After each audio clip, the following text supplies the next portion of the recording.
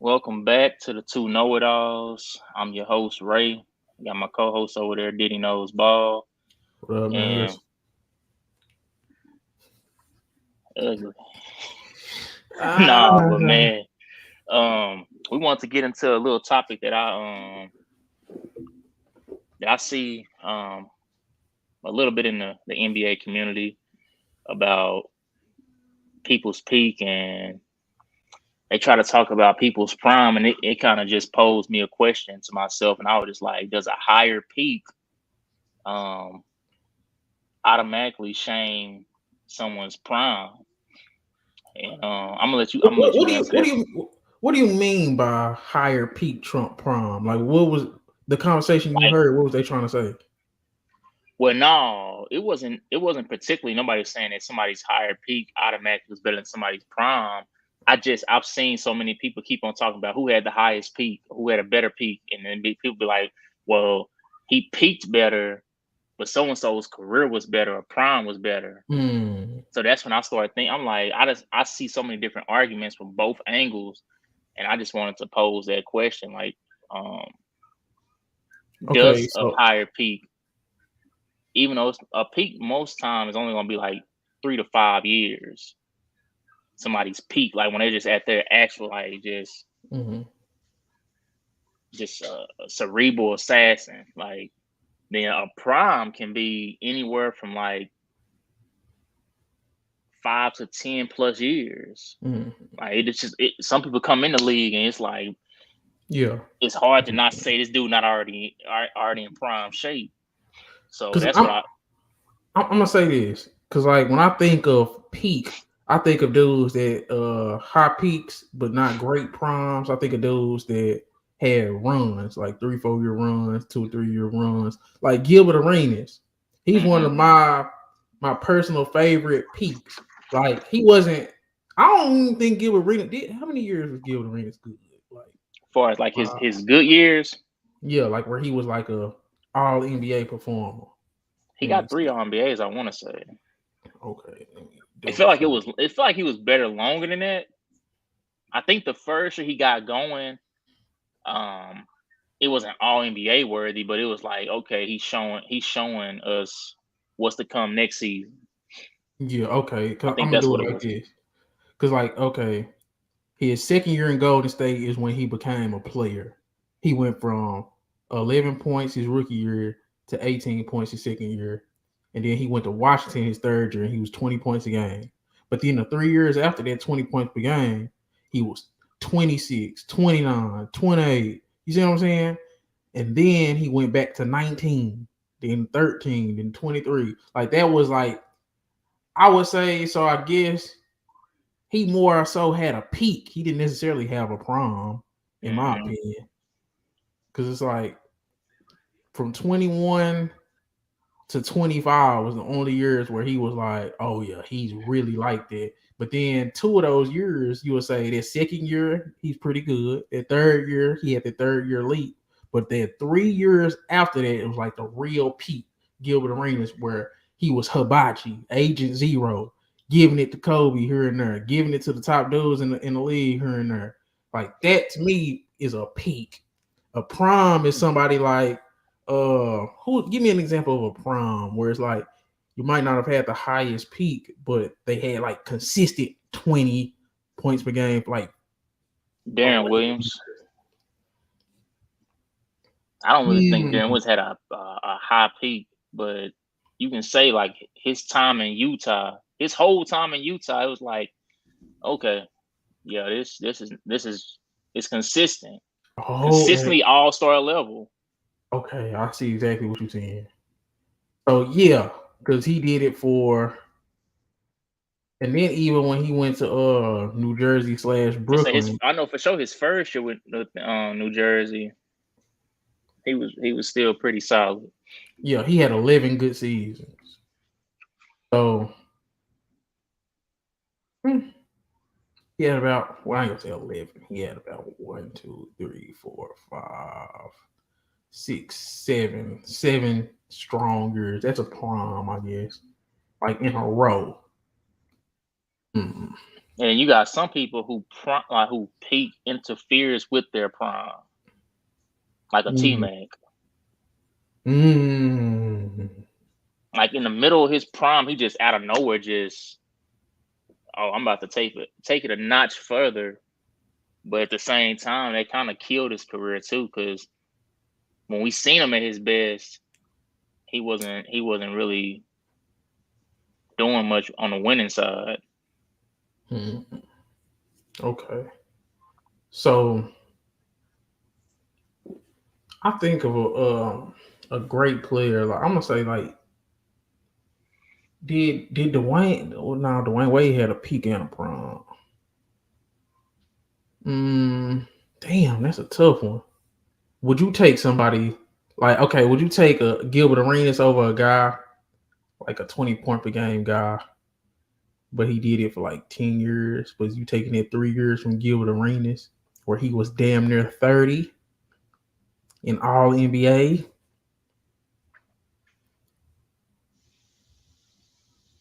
Mm. Like, give me like okay, like who was in that mode? Who was in that mode? A dude that's like on Gilbert Arenas level, but he did it over a longer period of time, even though his peak probably wasn't as high. This is a good ass question. Lillard.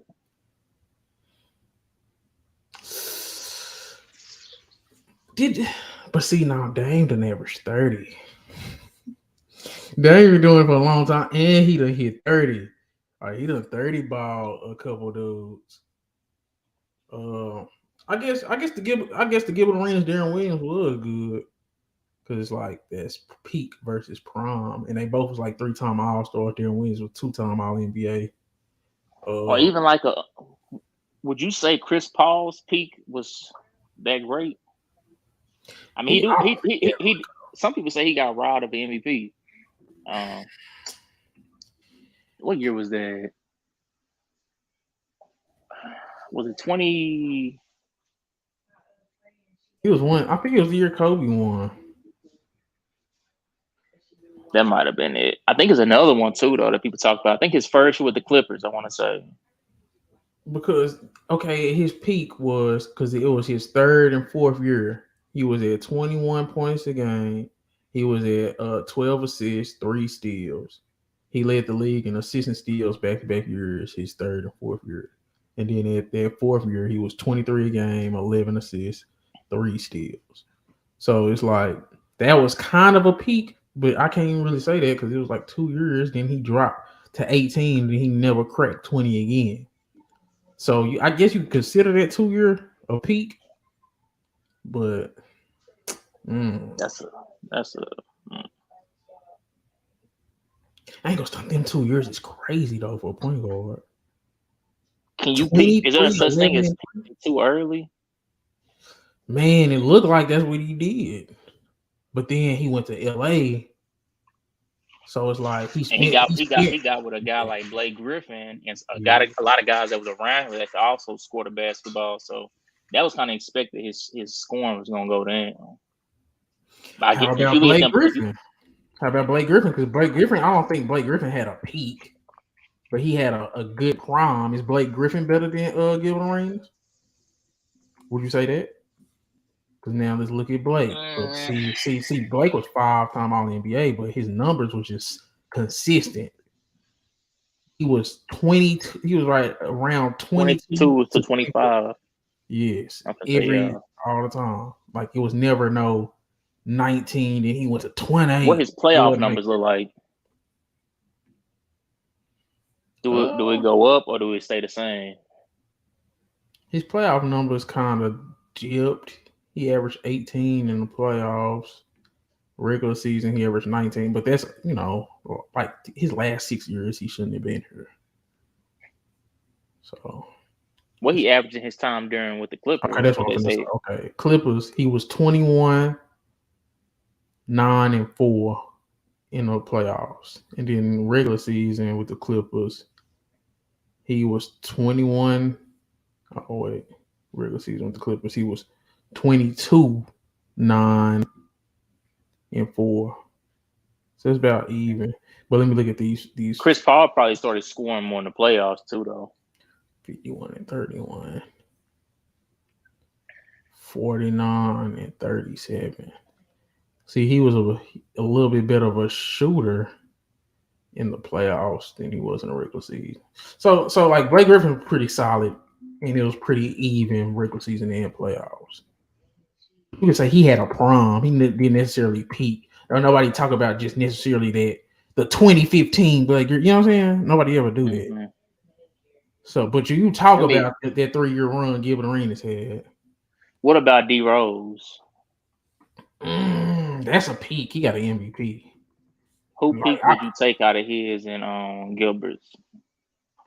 I think Derrick Rose had a better constructed team and coach, but and because like okay, I'm gonna do this because 2010, 2011 Derrick Rose, he was 45 from the field, 33 from the three, 86 from the free throw line. He was 25, 8 and 4. Gilbert Arenas, I'm gonna say Gilbert Arenas. Let's look at Gilbert Arenas' best year. Gilbert Arenas' best year was 05-06. He was 29 points a game, 6 assists, 3.5 rebounds. But he shot 45 from the field, 37 from three. Man. Sorry. And then he had the year before that his best year, he was 25, 5 and 5, and he shot, let's see, he was 43 from the field, but he was 37 from the three.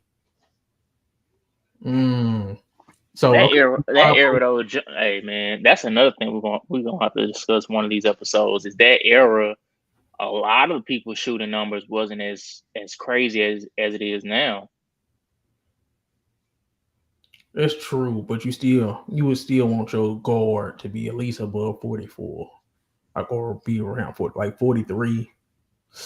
It ain't terrible, but it's like, you know. That ain't terrible for a volume shooter that shoots mostly jumpers. No, it's not, but I wouldn't say it's better than Derrick Rose MVP year. He's like the Gilbert Arenas 25 point per game year is not as good as Derrick Rose 25 point per game year. You know what I'm saying?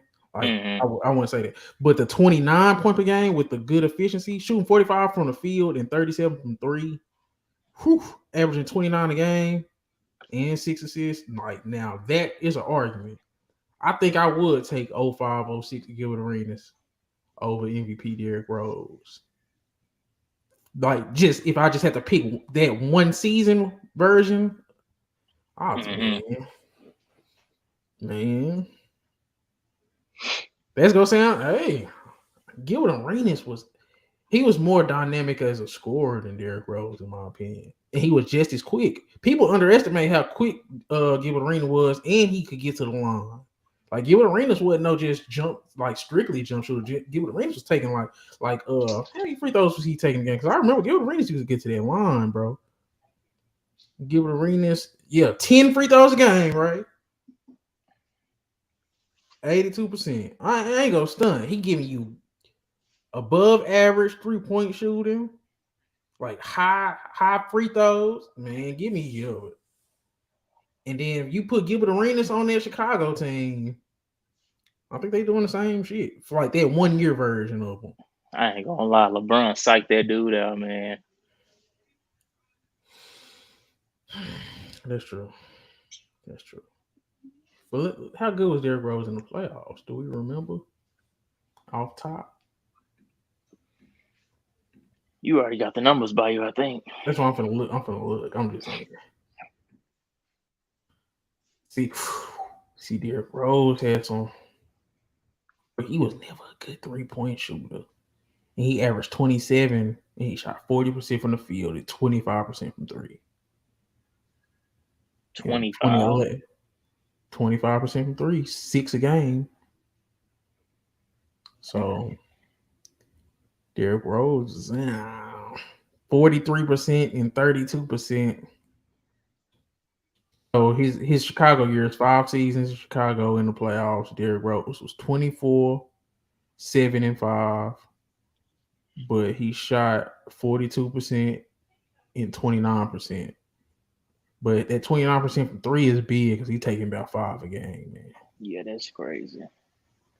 The fact that he know he wasn't a shooter like that, you taking that many? Yeah. Because I'm feeling okay. Now let me look at Gilbert Arenas. So I think Gilbert Arenas probably wasn't that good. Well, I think he dropped. Yeah, he was. See, he was 24, 5, and 5, but he shot 41% and 32%. He even was a terrible compared to what he was free throw shooter, 77%. So That's always been mind-boggling me. I'm like, for you to be this good, solid shooter, you can't make free throws like at a high level. who else had a high peak but didn't have a prom that gets talked about? And then we probably can wrap this. But Gilbert Arenas is one of the better examples of a high peak.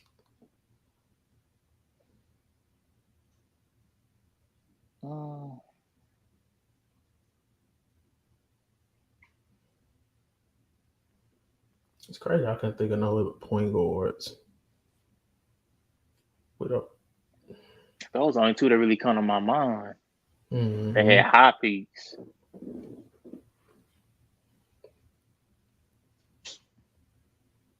Is Brandon Roy peak better than Vince Carter's prime?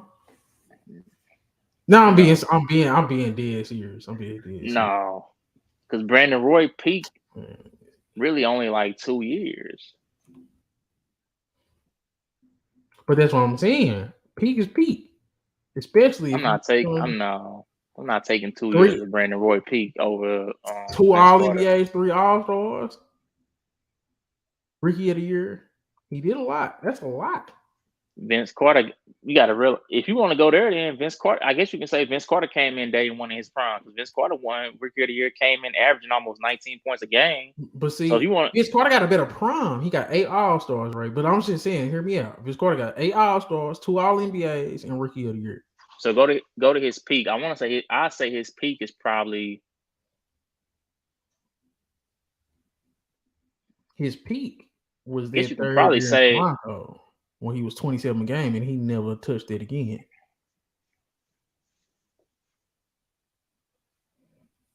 So how long would you say his peak lasted? I would say Vince Carter didn't really have a peak. He had a prime. Well, yeah, because the difference that's the one thing that always stood out between him and T-Mac. He could get out the first round, but during the season, he battled probably more injuries than T-Mac did. So I think in a sense that probably tampered with his peak. Because I don't think nobody during that era had more, well, other than Grant Hill, had more injuries than Vince Carter and T-Mac. All them dudes stayed hurt. I'm like, but they love dunking on everybody. That's the price you pay. But nah, I don't think even Brandon Roy. Okay, well, does Gilbert Arenas' peak beat out Vince Carter's prom? Because Vince Carter had a prom.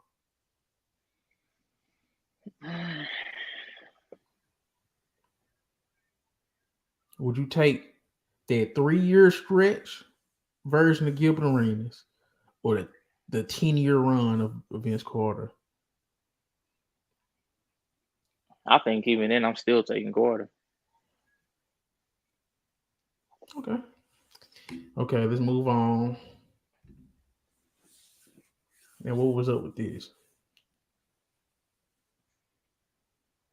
Now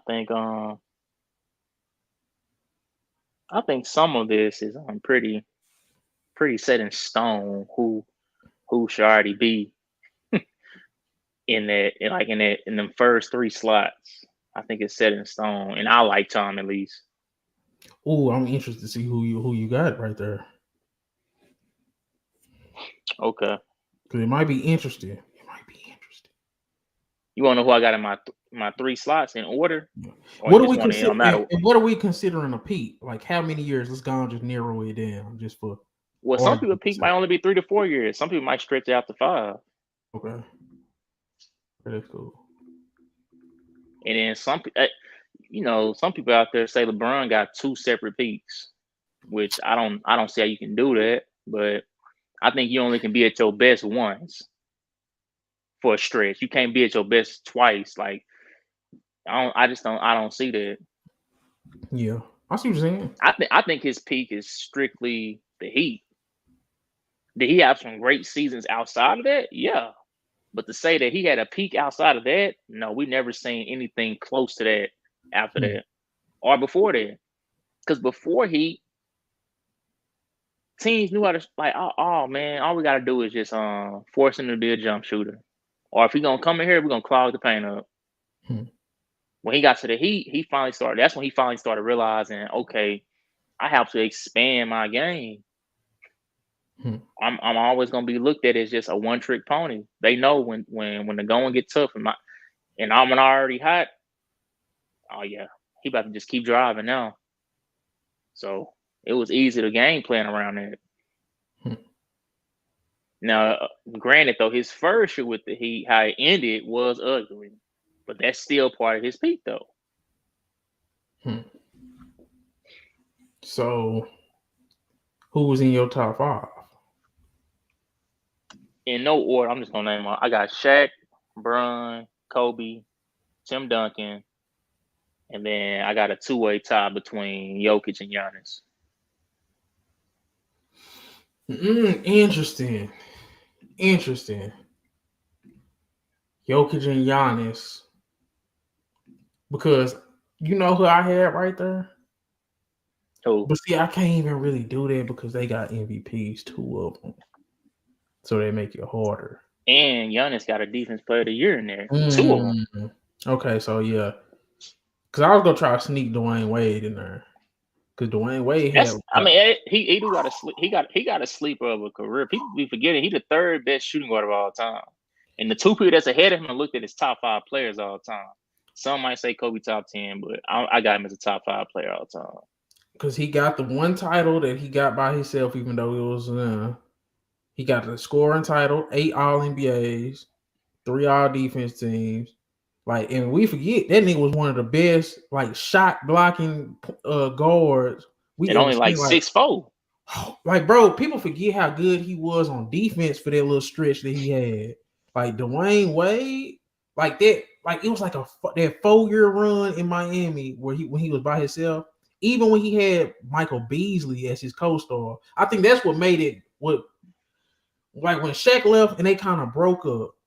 Like Dwayne Wade was kind of having that Kobe post Shaq. You know what I'm saying? Like I gotta do it myself. I gotta learn how to do this myself now. But that was the real best version of Dwayne Wade. Like by the time Bron them got there, he was kind of dwindling down. He was still. I think that killed him though. Was that time by itself? Because you talk about putting a whole bunch of strain on your body. Mario Chalmers, Michael Beasley. This who you get into the playoffs with? Man, stop. Those are good supporting cast guys, but as your like number 2, 3, 4th guys, no. Like that shit was because my thing is Dwayne Wade, like the fact that we could it was like it wasn't he really didn't have no holes in his game outside of shooting. And he didn't shoot. He had years he's taking 1.5 3 games, but he's still getting 27 points. That's kind of like, come on now. And then he's giving you blocks. He's giving you steals. He's giving you he literally didn't have no holes in his game as a shooting guard. Super athletic, could pass. Like it was just like, man.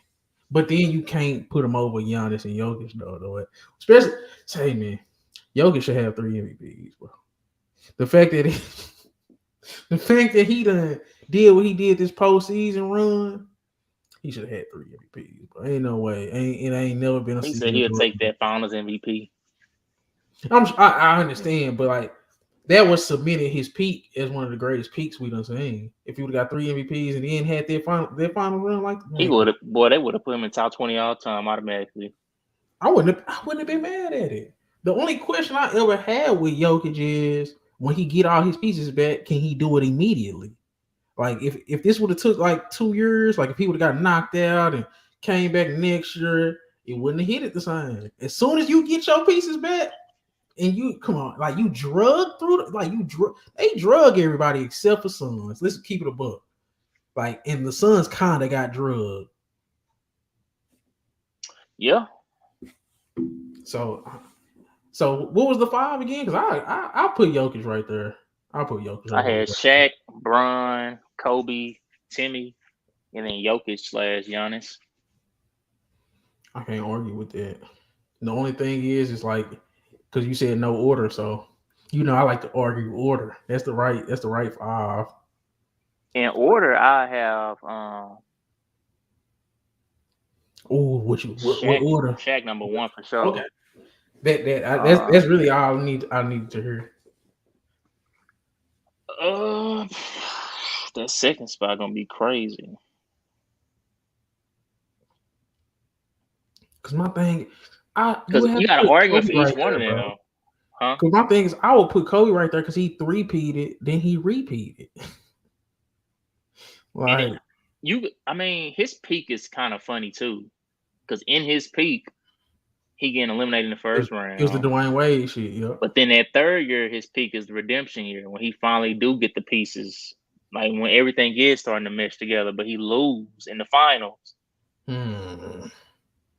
And then he come out and they say, well, he's been really learning his teammates. Like he's learning what they like to do outside of basketball. Then next year, they win it all. Okay, so because the peak you could say, because it's like it's hard to narrow down, because in 02, 03 he averaged 30, and then he had a year in goddamn 2000, 2001 he averaged 29. Like, you know what I'm saying? And it's like, oh, man. But that 30-point season, he played all 82 games in 02, 03. He shot 45 from the field, 38% from 3. That's the year he had that 9-game streak of 40+ points. That year you're talking about. Right. And he was about to break the record because Shaq was hurt and he came back. And that's when Phil Jackson told him like to not break that record because we feel like we losing Shaq. And that's another thing. Phil Jackson, I respect Phil for getting Kobe out on the court, but in a sense, he was just like Dale Harris. He always had a leash on Kobe to satisfy what Shaq was, because Shaq was in his prime and Kobe was just entering his prime. So they was like, we'll rather go with the guy that's already in the middle of his prime / towards the end of his prime versus the guy who, Shaq been to a finals without you before. He's been in MVP talks without you before. So we would rather satisfy what he will like feel and try to cater to his needs more than yours, Kobe. Right. And people used to, Kobe was one of those. Kobe was that in a sense treated like a stepchild. Yeah. You part of the family, but it's not the same feeling. Like you always feel like, man, it's just a disconnect somewhere here. And people get mad at Kobe, but Kobe was about to leave. But they ended up trading Shaq. Kobe said, you know what? Okay, y'all chose me. But then they didn't tell him the fine print. Phil, that means, okay, Shaq traded. Phil is gone. All your championship role players, they gone. And people try to talk down on that part of Kobe's career because it's so easy. That's an easy cheap shot.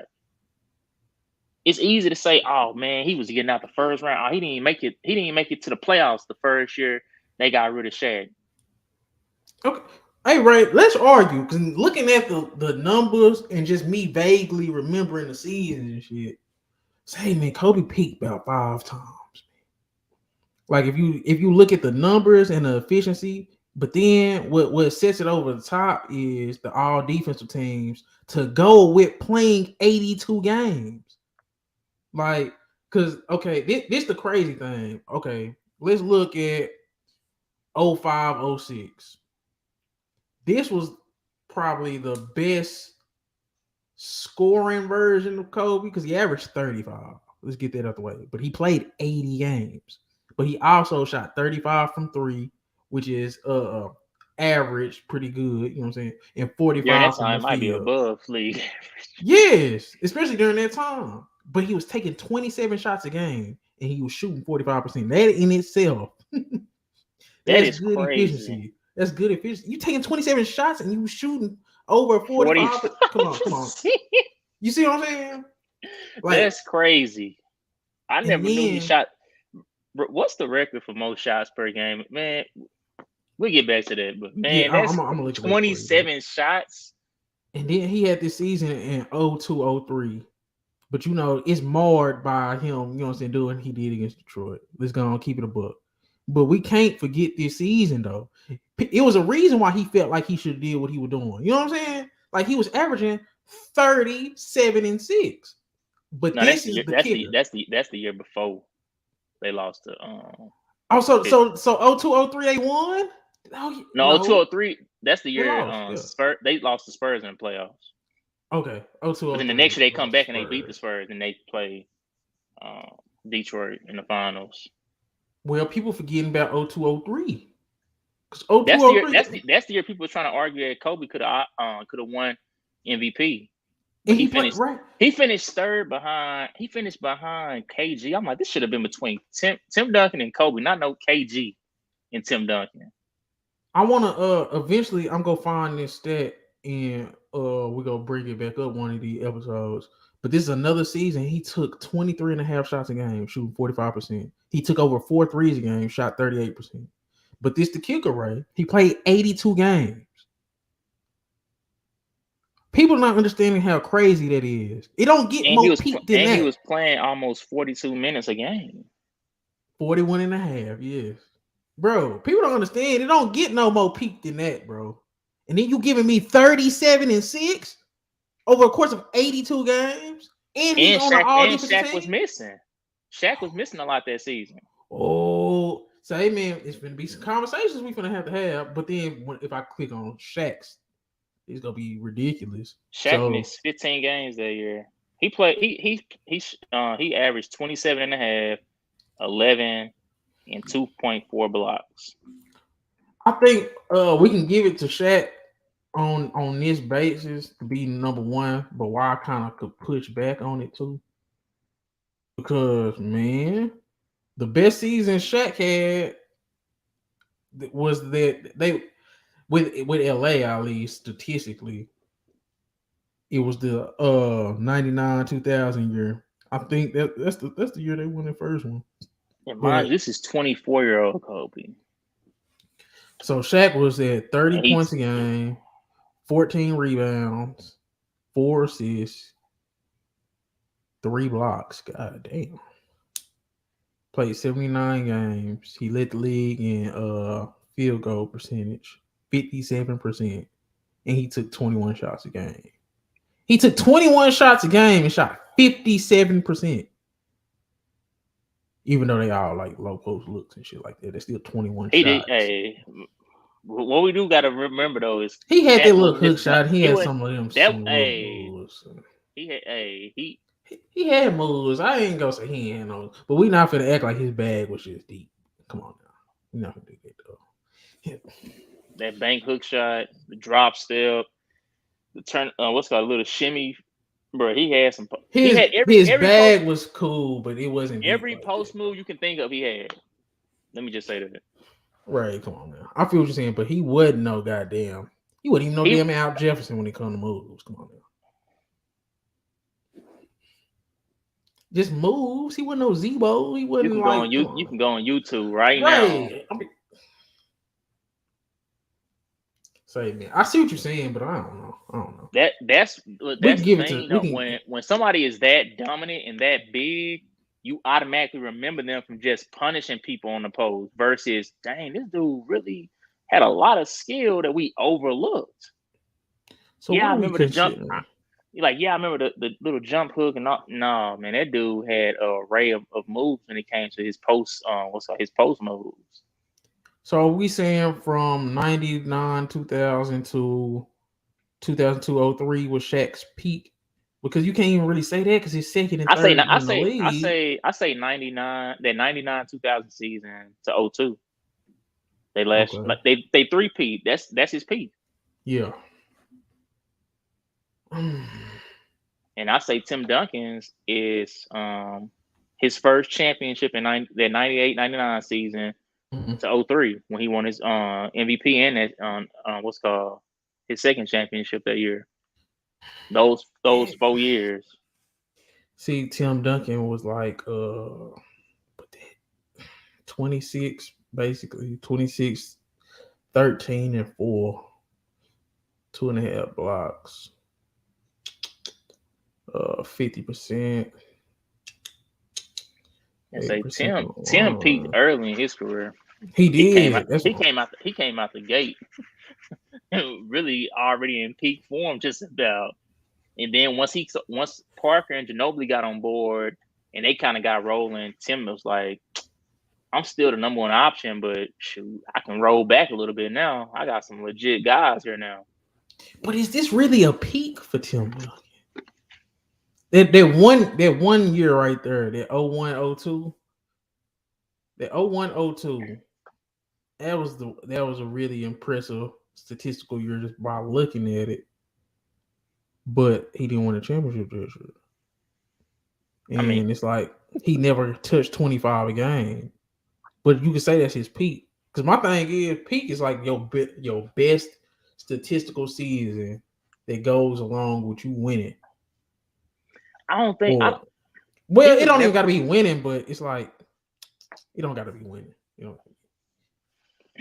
I don't think your peak has to be you was just going on a scoring outburst and all that stuff either though. just the best version of him as a player. Yeah, and I I think still that's would the say best we this. saying. I think Yeah, you put Tim Duncan in his peak in like what I'm saying his peak years is because technically I guess you can say Shaq's peak is 2000 through 02. And I'll say Tim Duncan is 99 through 03. I'll say Kobe's is 05 through 2010. yeah, yeah. I Like people don't can, know. hey, you can criticize that 05 and 06 years. Well 05 through Ridiculous, 07 bro. really. But once 08 through 10 came, man, Kobe was on a mission. People, the NBA was lucky he wasn't on a good team. His actual best years. Come on, man. Come on, bro. Kobe, like to take 27 shots a game, bro. And we know Kobe shots. Like the like that's the thing that'll make you be like, come on, bro. Like you know Kobe and know how the shots he used to take, for him to shoot that many at that high of a percentage, both from the field and from three, to go along with the games played. Come on, bro. And then to go along with the two-way, like when you think about a peak, the best, come on, bro. I'm giving you 30 a game for 82 games. I'm locking down the best player to the point where I'm getting first team all defense. Man. Because I ain't never think about Kobe peak because I used to be like, oh yeah, when Kobe was at his peak, he wasn't doing. But then Kobe had a 2-year spike here, like 30 a game. So happened, and I'm shooting 38 from three and 46 from the field. Like, come on, man, that's crazy. That shit's crazy, bro. And Kobe shots, just Kobe the way I don't know. I that threw me for a loop. I never look at Kobe's stats because I used to be like, with me, Kobe was more of a feeling player. It's like a mentality player for me. Like he was everything I would want in a basketball player, like from top to bottom, just the way he approached the game, the way he think about the game, the way he played the game. So, oh, that's crazy. I ain't know his peak was that goddamn good. The fact that nobody puts him in conversations as a top 3 player is ridiculous, bro. What he's doing is ridiculous. Like as an overall basketball player, that's ridiculous. And this is like you people fail to realize some of his best years as a young guy was with the most dominant player we ever seen in basketball. the most interesting career in the history of the league. One Because of like Shaq's most dominant playoff runs. Kobe is right there, averaging 29. People try to throw you for a loop and say they try to trick you out of thinking how great Kobe was. They say, well, go to his finals numbers. We can do that. Shaq didn't have a co-star that was averaging 25 or more. yep, Like, how you gonna call that a side? How you gonna call that a sidekick? No, we both hosting this show. We Key and Peele. Hey, This ain't Chappelle and Charlie Murphy. Like, no. we both on the stage presenting this. What's called opening this show up. got like, the same size headshot on the poster. But man, it's crazy, man. That's how people try to. They'd say LeBron had a great run in the playoffs, but when you get to Kobe, they go straight to just the finals. I didn't know the playoffs just start. So they had a bye week. They didn't have to play. I'm like, man, that's crazy though. Like what Kobe used to do to the Spurs back then is overlooked. What Kobe used to do to the Kings, that he was one of the sole reasons why they never got to the championship. Yeah. Shaq, hey, don't get me wrong, Shaq was great too, but I'm just talking about how they overlooked Kobe. Like, that's crazy. Like, this what people don't understand about basketball, bro. Like, basketball is a simple game, y'all. You gotta outplay your matchup sometimes. Shaq was doing his thing, but so was Chris Webber. It was no guard on the tier of Kobe for the Sacramento Kings. And if you go through that series and you look, that's the separator. Kobe Bryant was the separator. Because you look at Chris Webber numbers, Chris Webber was eating. Chris Webber was on pace. People forget that people be one championship away from being talked about way different. Chris Webber was one of those people. Because if Chris Webber would have got past Shaq, because people forget, go look at Chris Webber numbers. Chris Webber wasn't no shabby nigga, man. Chris Webber was 24, 11, and 6, 24, 11, and 5. You know what I'm saying? Like, he was doing stuff like that as a power forward. So, man, he was hanging in there with Shaq. Like, Shaq was better, but Chris Webber numbers, they kind of, you know what I'm saying? It was Kobe dominating Doug Christian, all them dudes over there. Stojakovic and bro, they try to put Bobby Jackson on. I'm like, come on, man. Man, I think that Kings team. You think that Kings team? Okay, we'll talk about this another time. But best individual team/team run of our lifetime. What you mean by that? The best team run I ever seen in our lifetime was the 0-1 Lakers. From top to bottom, everybody was just hitting it right on the nail every time. Like, you think about, it took the Golden State Warriors. I was going to say where the only reason why Lakers still didn't have that record because back then the first round was the best of 5, and they swept through that. So they had 15-1, and they was a AI just playing his heart out in that game 1 in the finals, away from being undefeated that whole playoffs. Like, I think you put that AI on anybody team in any finals in any year that lost their game 1, he would have won that game. How he played. He was not losing that game. It's out, and now I think that's why people don't understand why you can say certain stuff about Allen Iverson. You can say what you want about his inefficiency. You say what you want about his side. He was competitive. The fact you can't teach that. Facts. That's not a skill. That's a mentality. Like you said, Kobe is a guy you look at and just be like, bruh, y'all can talk all that stat stuff, but when you watch this, ain't no way you can sit here and say, man, this tough. This is, man, I don't see how he even came up with this. He had to been in the gym for 5 hours straight just to learn this move. Like, how he do that? How he perfected to that level? Oh, he can use his left hand just as great. He ambidextrous. He just learned this in the off season. Like you start hearing stories about Kobe and just make you be like, bruh, that's all. That just further like that's just further confirmation. Like, bruh, when you watch Kobe, you could just tell, like, man, this dude is a student of the game. Every year he getting better. You see something different every year. It's like, bruh, last year his footwork it was cool, but this year. What happened to that? I feel like I don't see that with players no more. Remember, I was hyping up Luka because you would think you would see that. You would hype up Trae Young because you think you would see that. You hype up certain players because you would think you would make the jump. They would make the jumps every year.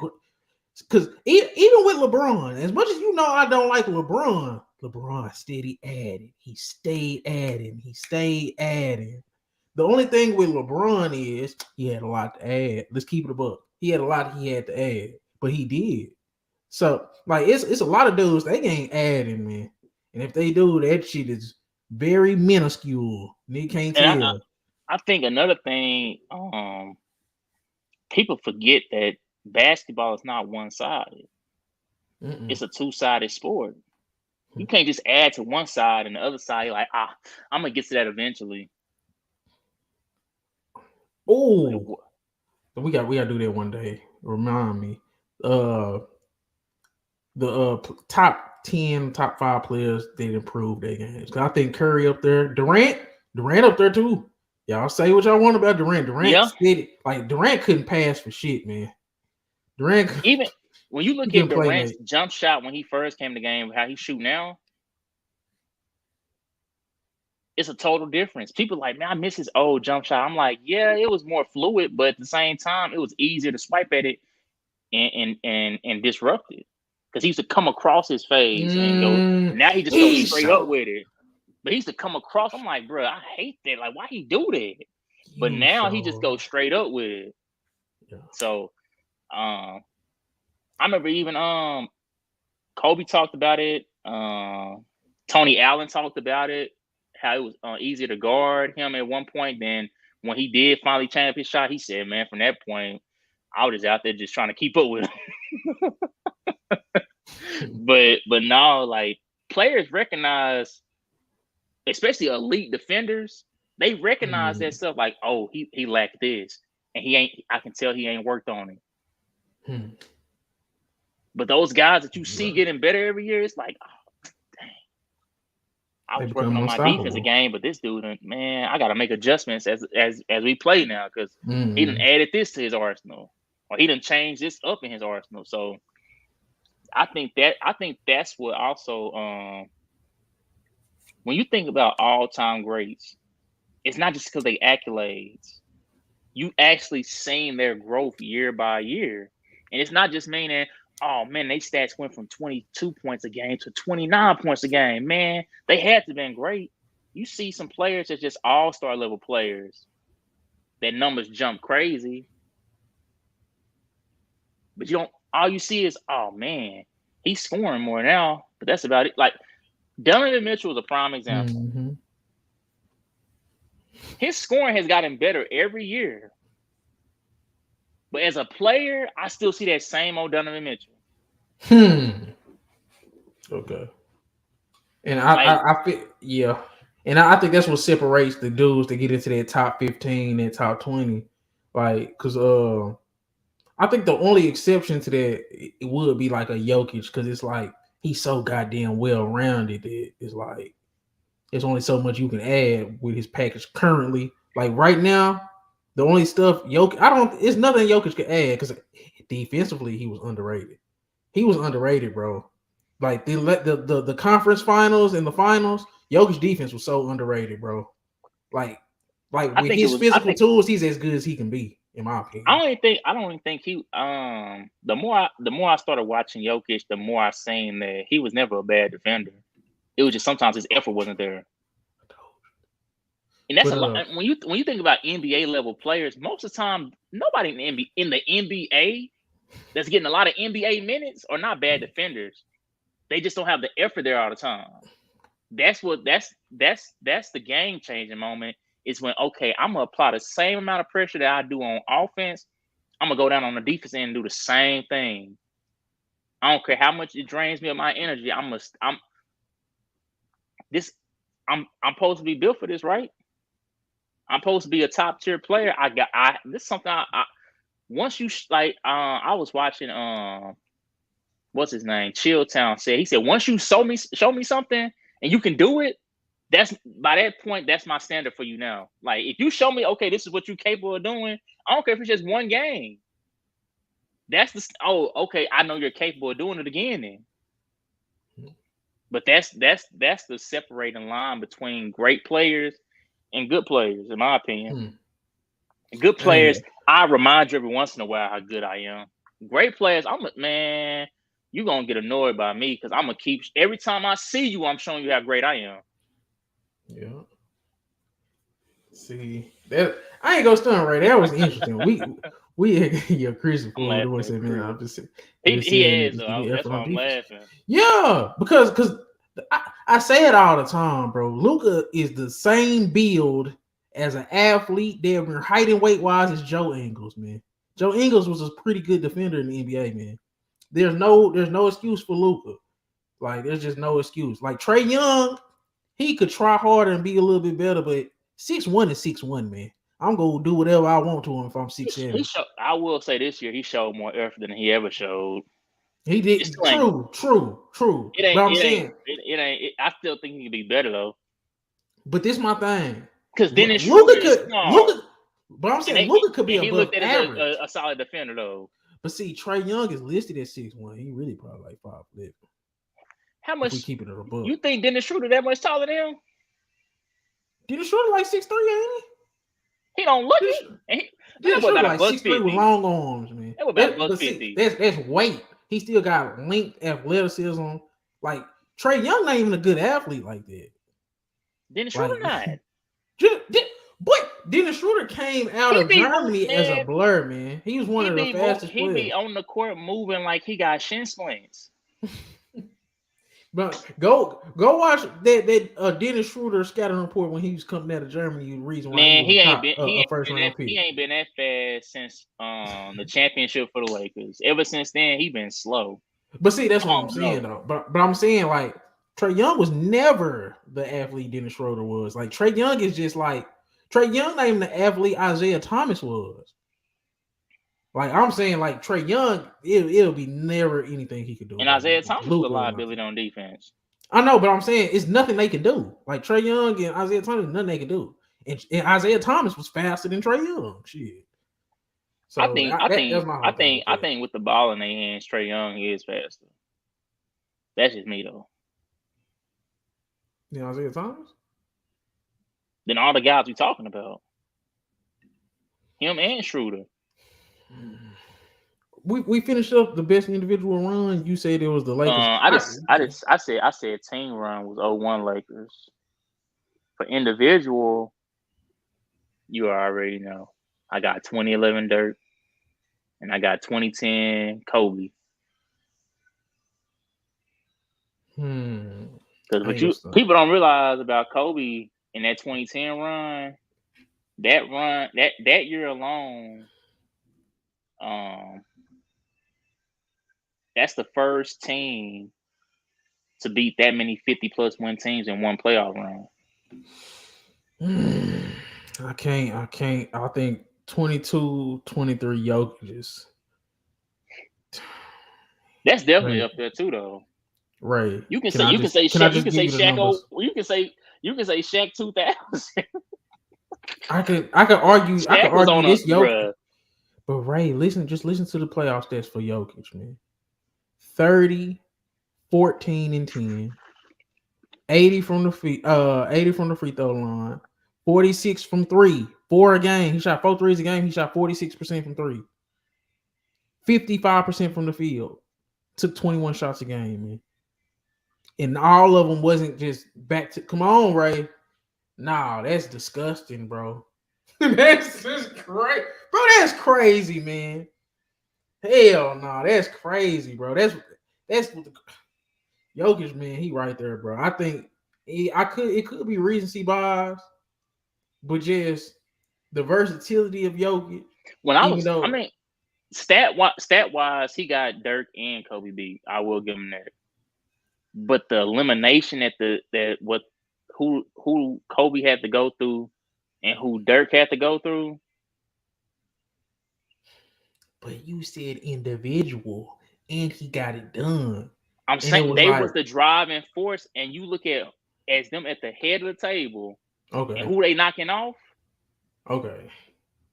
But the only reason why Kobe, man, if Kobe would have got it done in 08, I would have said 08 Kobe, because I like 08 Kobe way much better than I like on 2010 Kobe. Because 08, that's when he cut off that Spurs dynasty head. They didn't get to another finals until Kobe was. Oh man, Kobe ain't never gonna be Kobe again. We can try to make another run for it, and then they got Kawhi too. So it was like, yeah, we rejuvenated, but man, but can Jokic have an argument because he dominated the playoffs? Because my thing is, Jokic definitely got an argument. And then he dominated his position, right? From the only top center he didn't. From a stat standpoint, if you want to talk about just past our lifetime, from an all-time standpoint, Jokic is easily top 5 just off of that one finals appearance. That run alone put him in those arguments. Like, that's how I think. That's why when you said Jokic's name, I was gonna put Jokic as a third person and have those 3 people listed. Now I was like, I'm gonna do one person. And then right before the show, I'm like, I'm gonna add Kobe too, because man, Kobe coming off of 3 years in a row averaging, what's not averaging, but having 600 plus points in 3 straight playoffs. The only player to ever do that. And in 2 of those, he caps it off with a win and a finals MVP. And then that, like, I don't know, man. I think it was more so just the impact on what Kobe did and who he did it against. Because people say, Paul Pierce was not thinking about creating no dynasty for no LeBron James. Like, people say, man, Boston had to form a super team to beat LeBron. What? No. LeBron hadn't won anything. Yeah. They was trying to compete against the 3-man dynasty out of the Spurs. That's why they got their own 3. They was like, man, because Spurs literally just won the championship that year. The next year's Boston formed a dynasty. And this is what people don't ever say about the Boston dynasty. 2 of them, if you just would have had 2, it wouldn't have worked. I feel like you could argue that if you built the right team around Dwayne Wade and LeBron James, they can still win a championship. Those 2 players are that good. They top 3 at their position ever.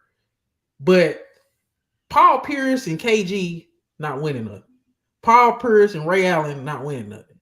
KG and Ray Allen not, you know what I'm saying? Like, they needed all 3 of those to win a championship. And then people forget that team struggled, man. They went, how many game 7s they went through? They went like 3 or 4 game 7s in a row. They went to game 7 with their young Atlanta team. And that's what I'm saying. The first year in the first round. Man. When Ricky Al Horford out there was getting into it with Paul Pierce, and Paul Pierce had thrown up blood. I'm like, man, you got a rookie out of Al Horford. Al Horford is a rookie. I'm looking at Paul Pierce like, you ain't been here before, man. And it's showing. Because my thing is the individual. This is what made what Kobe did so impressive. Because Kobe lost to him already. So the fact that you lost to a team, and then they was clearly the better team. Like, then they got more pieces. If you already a better team, why do you have to add more pieces? It was okay. I'm gonna give you this, Ray. Dirk, his run was more legendary than Jokic's.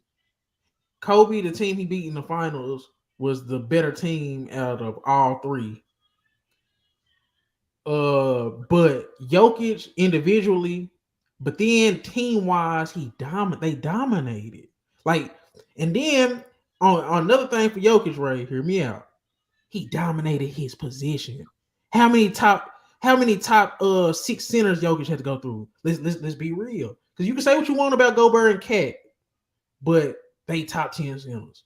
You can say what you want about DeAndre Ayton, but man, he's in there that ballpark. Like it's like he's supposed allegedly. to be. Allegedly. And AD, and then bam. Yeah. I was definitely vouching for AD, especially how he stepped. Like people can say what they want about AD in the playoffs. Man, them niggas might not make the play in, Moses. Season. Them niggas might flirt with their play in, man. Depending on what Bridges do. It depends on what LaMelo we get. If we get a healthy LaMelo, they might be in the play in.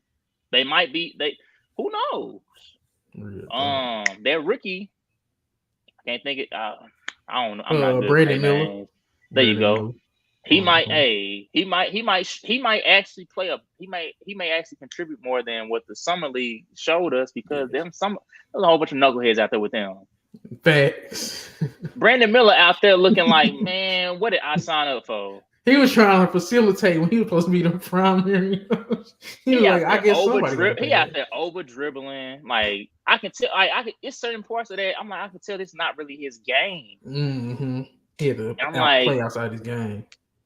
And it's just, I was just like, this not showing me much. But it's a good thing of not showing me much. Cause it's like, dude, look at what he out there playing playground basketball. Them dudes just rolling the ball out there. Hey, go out there and just try to get a bucket. Not setting no screens, no back doors, no people just standing there, no constant movement. Like, why y'all just standing there?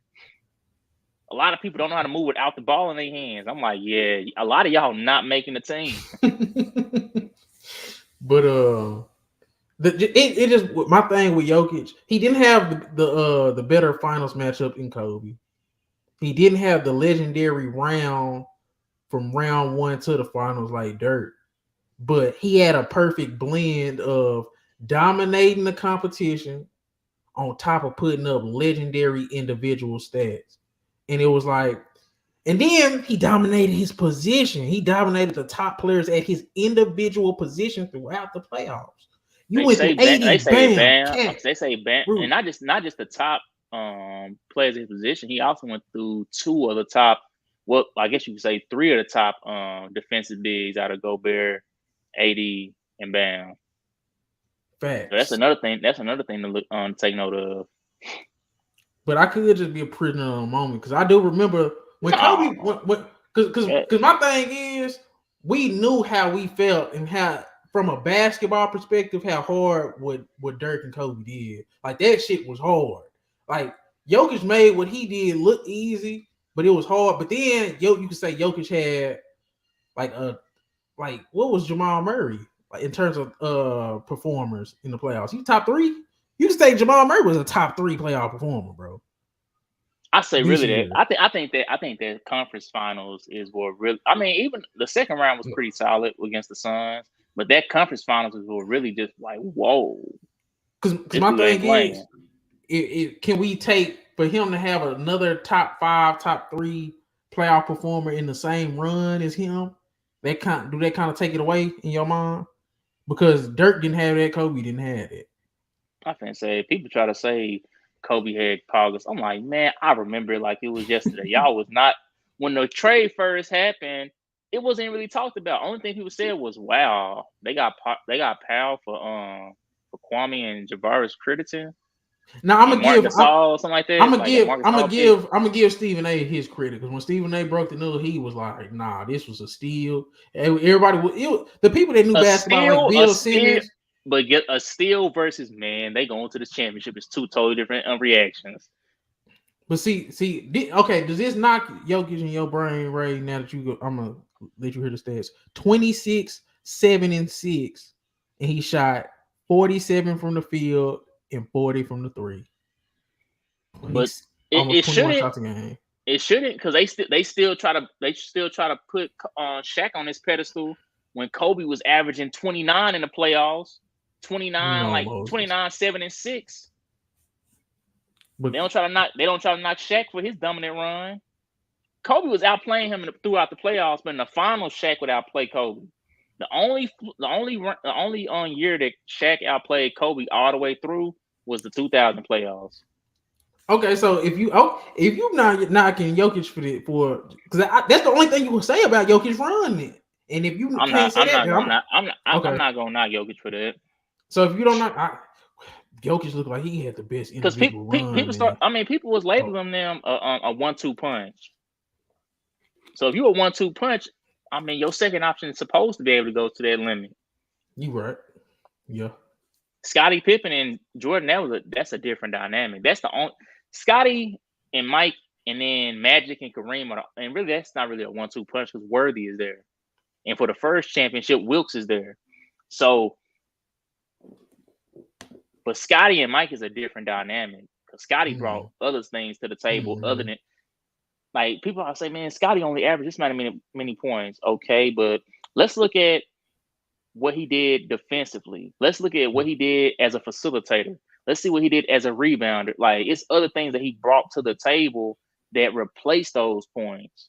So, and he's still giving you between 19 to 21 a game while doing all those other things. Do you think the playoffs need a all NBA type of thing so we could like note these runs? Because Jamal Murray not finna get nothing on his resume for none of these great runs he had, and I feel like he'll get lost in history. Like, because you know, some people like, man, yeah, Jokic did that shit without an all-star. Like, nigga, like, man, come on, man. Yeah. Like, you know what I'm trying to say? Because like, yeah. If you just look at Jokic's run, we go no, because we, you know what I'm saying, we witnessed it. But like in the history books, Jokic might look even better because like, he did that shit without an all-star, and you know what I'm saying, it's nothing gonna be on Jamal Murray resume. You look on his page, like his basketball, it's nothing gonna be on there, regardless of what he did. They need like an All NBA something, so we can actively gauge who had help. Team. At least just one team in the playoffs. Yeah, the first team, something like that, like an All NBA playoff team. Because like. Man, but I don't know. If you can't knock Jokic, I can't say nothing outside of we was younger and it felt like it was crazier to see what them two did. Cause like Kobe getting revenge and then against the rival for the Lakers, the Celtics. Like that's another thing too will make it's hard because what made Kobe so great was they said you would never get here again. They said you wouldn't win. You lost the first time. Yeah. So, and then you beat the rival of the greatest franchise in the sports history. And then, but with Dirk, it's like you beat legend after legend. You beat the back-to-back champs, all-time great, a top 10, top 5 player out of Kobe. You beat an up-and-coming rising stars out of what's called Russ, Katie, and Harden. Then you go on to be not 1, not 2, not 3, not 4, not 5. Yeah. You beat that trio. So Kobe beat the best team at the trio deal that we talking about. I think that Celtics team, when you look at just the, you know what I'm saying, like that as a team, like from 1 to 12, man, that roster was crazy, bro. Go look back at that roster. That roster 1 through 12 was crazy, bro. It was one year. Their worst player was like Eddie House. That's what I'm saying. Like and he was a knockdown shooter. That's what I'm saying. So it's like top to bottom on that Boston Celtics, their roster probably one of the best rosters I've ever seen, top to bottom. Dirk had the most legendary run. He went through the most.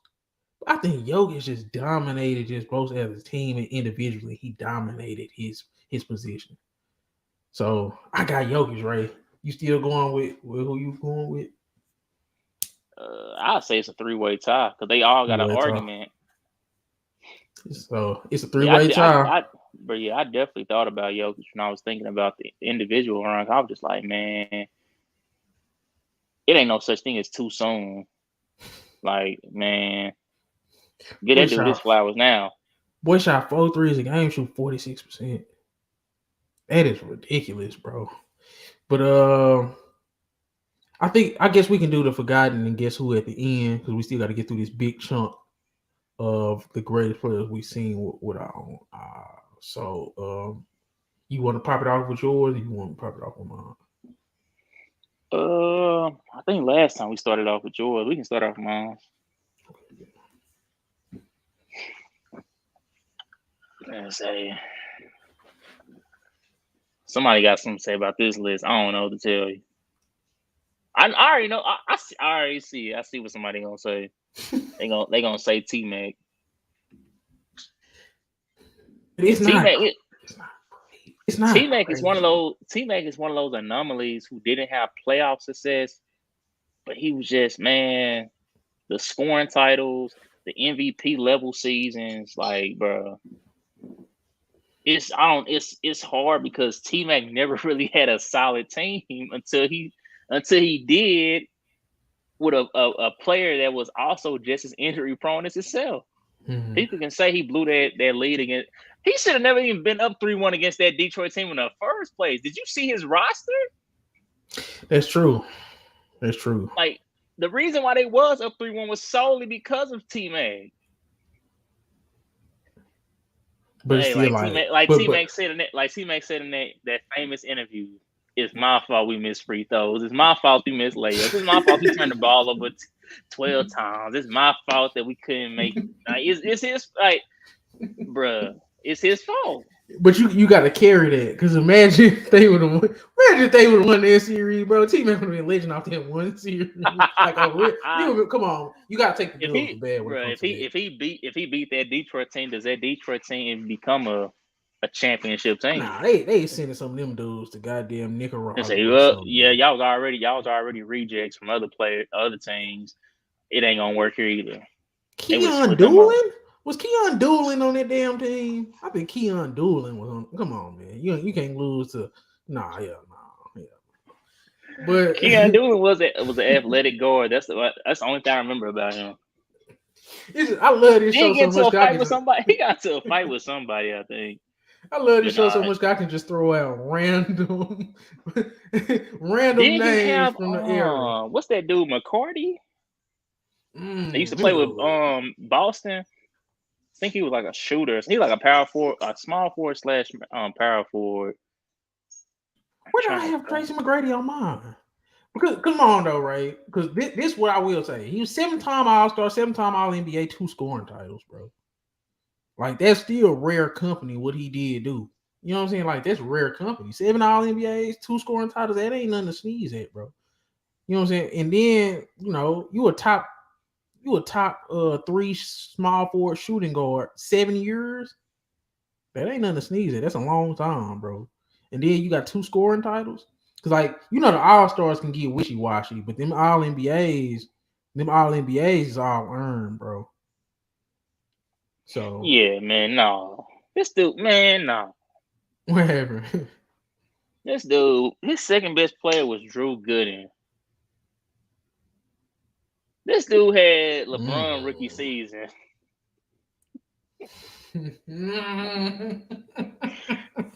His third best player, or his third, when it came to like scoring wise, you ain't gonna even guess who his third highest scoring person was on his team. Was it a guard? Yep. Who was it? Daryl Armstrong. Man. That's when T-Mac was out there averaging 32. Drew Gooden 14. This dude had Pat Garrity, man. Oh, Pat Garrity. It's some names you just forget about until you hear it, and you like, bro, what? That on a playoff roster, that's crazy. That was your start. Like, come on, man. Starting on a playoff team is crazy. Pat Garrity, nah, man. Even fucking Daryl Armstrong Jack Bond. Like, these are horrible. The Nets, Coach for the Nets. I don't even know how to even say this dude's name. Gordon Girichek. Oh, Gordon Girichek. Oh my God. I remember him. Once I said his name, I said, hold on a second. No, man. No, I'm not going for that. T-Mac, no. I'll take back everything I said about T-Mac. No, him getting out in the first round is justified now. This dude had some of the worst roster constructions I've ever seen. Yes. The only thing is with 3-1s, we don't give Did Orlando care? Nah, nobody. After they lost, I knew they didn't. You know what? I knew they didn't care after they let Shaq go. Like, y'all didn't, like, what? I would have got rid of so many people on their roster to keep Shaq. Like, what? Hey, bro, give us your contract back, man. We nah. It's a 3D. You know what I'm saying? We take one of them, a couple of them zeros, 3D. Hey, Penny gonna get that call too. Shoot, Shaq is generational. Hey. There was 29 and 11 2 straight years, I think, with Orlando. But this what I will say this about your list. I think it depends on how you look at Kawhi. But I don't think Kawhi should be behind T-Mac. I don't think Kawhi should be behind Iverson. Well, yes, I do. I think he should be behind Iverson. But I don't think Melo. I don't think he should be behind Melo. They play the same position, and who would you take? That's kind of, you know what I mean? Like, we could say what we want about Kawhi Leonard, but in these type of arguments and scenarios, he's healthy. And I think I'm going to say, Kawhi, bro, hey, man, Kawhi was, come on, man. He didn't win nothing with the Clippers. But of those series, I would always say Melo's career was literally just Detroit not being dumb and selecting Milicic over him, away from being looked at totally different in his career. You know the story behind it? Behind what? Them selecting Darko? Yeah, you know the story behind it? I think you told it before. I can't remember it though. Joe Dumars wanted to get credit for getting a guy with potential that nobody thought would be a great player over Carmelo, who everybody thought was gonna be a great player. He wanted the credit. And he was like, watch, if I could make Darko Milicic work, I would get credit as, hey, Darko Milicic. And then it was just like he didn't get that credit. Yeah, he was looked at like an idiot. So I bumped Joe Dumars in my shooting guard rankings for that alone. After I heard that, it's like, nah, I don't know. No, that's ridiculous. No, I'm saying he a great player, but I don't know why I even had him in my shooting guard rankings. I never got that far down the list, so. But I don't know. I don't like Kawhi that low, because it's like they got him top 15. But no, I'm saying, okay, you got Tracy McGrady 14, Iverson, Melo, KG. The only people I would take over Kawhi would be Allen Iverson and KG. The only reason, and then you can make an argument. So you taking AI over Iverson? I'm taking AI because AI never had the help. But that's what I'm saying. AI can carry the scoring load. AI, he gonna leave it all on the court. Carmelo never had the teams he had. Nobody on this list right now we talking about other than Steve Nash, maybe, and Paul Pierce. Well, I guess you say KG with Boston, but nobody else had those type of teams. You can't put Carmelo on Toronto and feel comfortable with that. Like that they gonna make it through all that. I don't know. Man, that weak East, man. Melo went through the Heat era of the East. The Paul George and Indiana of the East. This dude went through. Okay, I'm gonna do this. What did he go through in the East? Joel Embiid now. That was his toughest matchup. Embiid, Butler, Giannis. They was not proven MVP. Giannis was an MVP, bro. But his playoff was still sketchy. Because where did he sing? Come on, man. But people see this is what people do, bro. Because now we see what Giannis is and how he built. Giannis went up time. He had Eric Bledsoe, man. Come on, man. Y'all being fake. Eric Bledsoe and Malcolm Brogdon. So we really thought Drew Holiday was him getting over the hump. That's what everybody was saying. Man, he needs Drew Holiday with and him, he gonna get there. But this is what I'm saying, Ray. You swapped out Malcolm Brogdon, Eric Bledsoe, right, for Drew Holiday and Chris Middleton. That is a significant upgrade. Are we gonna also address that he got better in the playoffs though, Giannis? It's easier to get better when you're playing with better players. Because my thing is, look who you playing against too. You got Mark Gasol, but no, listen. You mean all he could do was just drive to the hole? He ain't had nothing else to his game. But this is what I'm saying. Look at the Toronto team. You got Kawhi Leonard in terms of just defensive bigs type of players.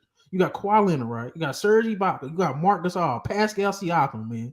Come on, and your help is Malcolm Brogdon and Eric Bledsoe right now. I'm supposed to Siakam, get past man. that. When did Siakam start making noise? He jumped that year, that Exactly. playoff run. So I'm saying going into that, you can't say, man, he was a problem already. Giannis was already supposed to be looked at as that.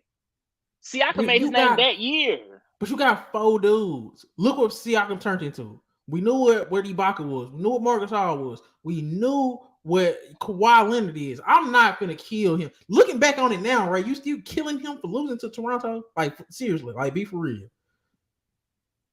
Fred VanVleet, Kyle Lowry. That Toronto team, that Toronto team was deep, bro. That was a good ass team. You just said it yourself. Like, come on, bro. That team was good, bro.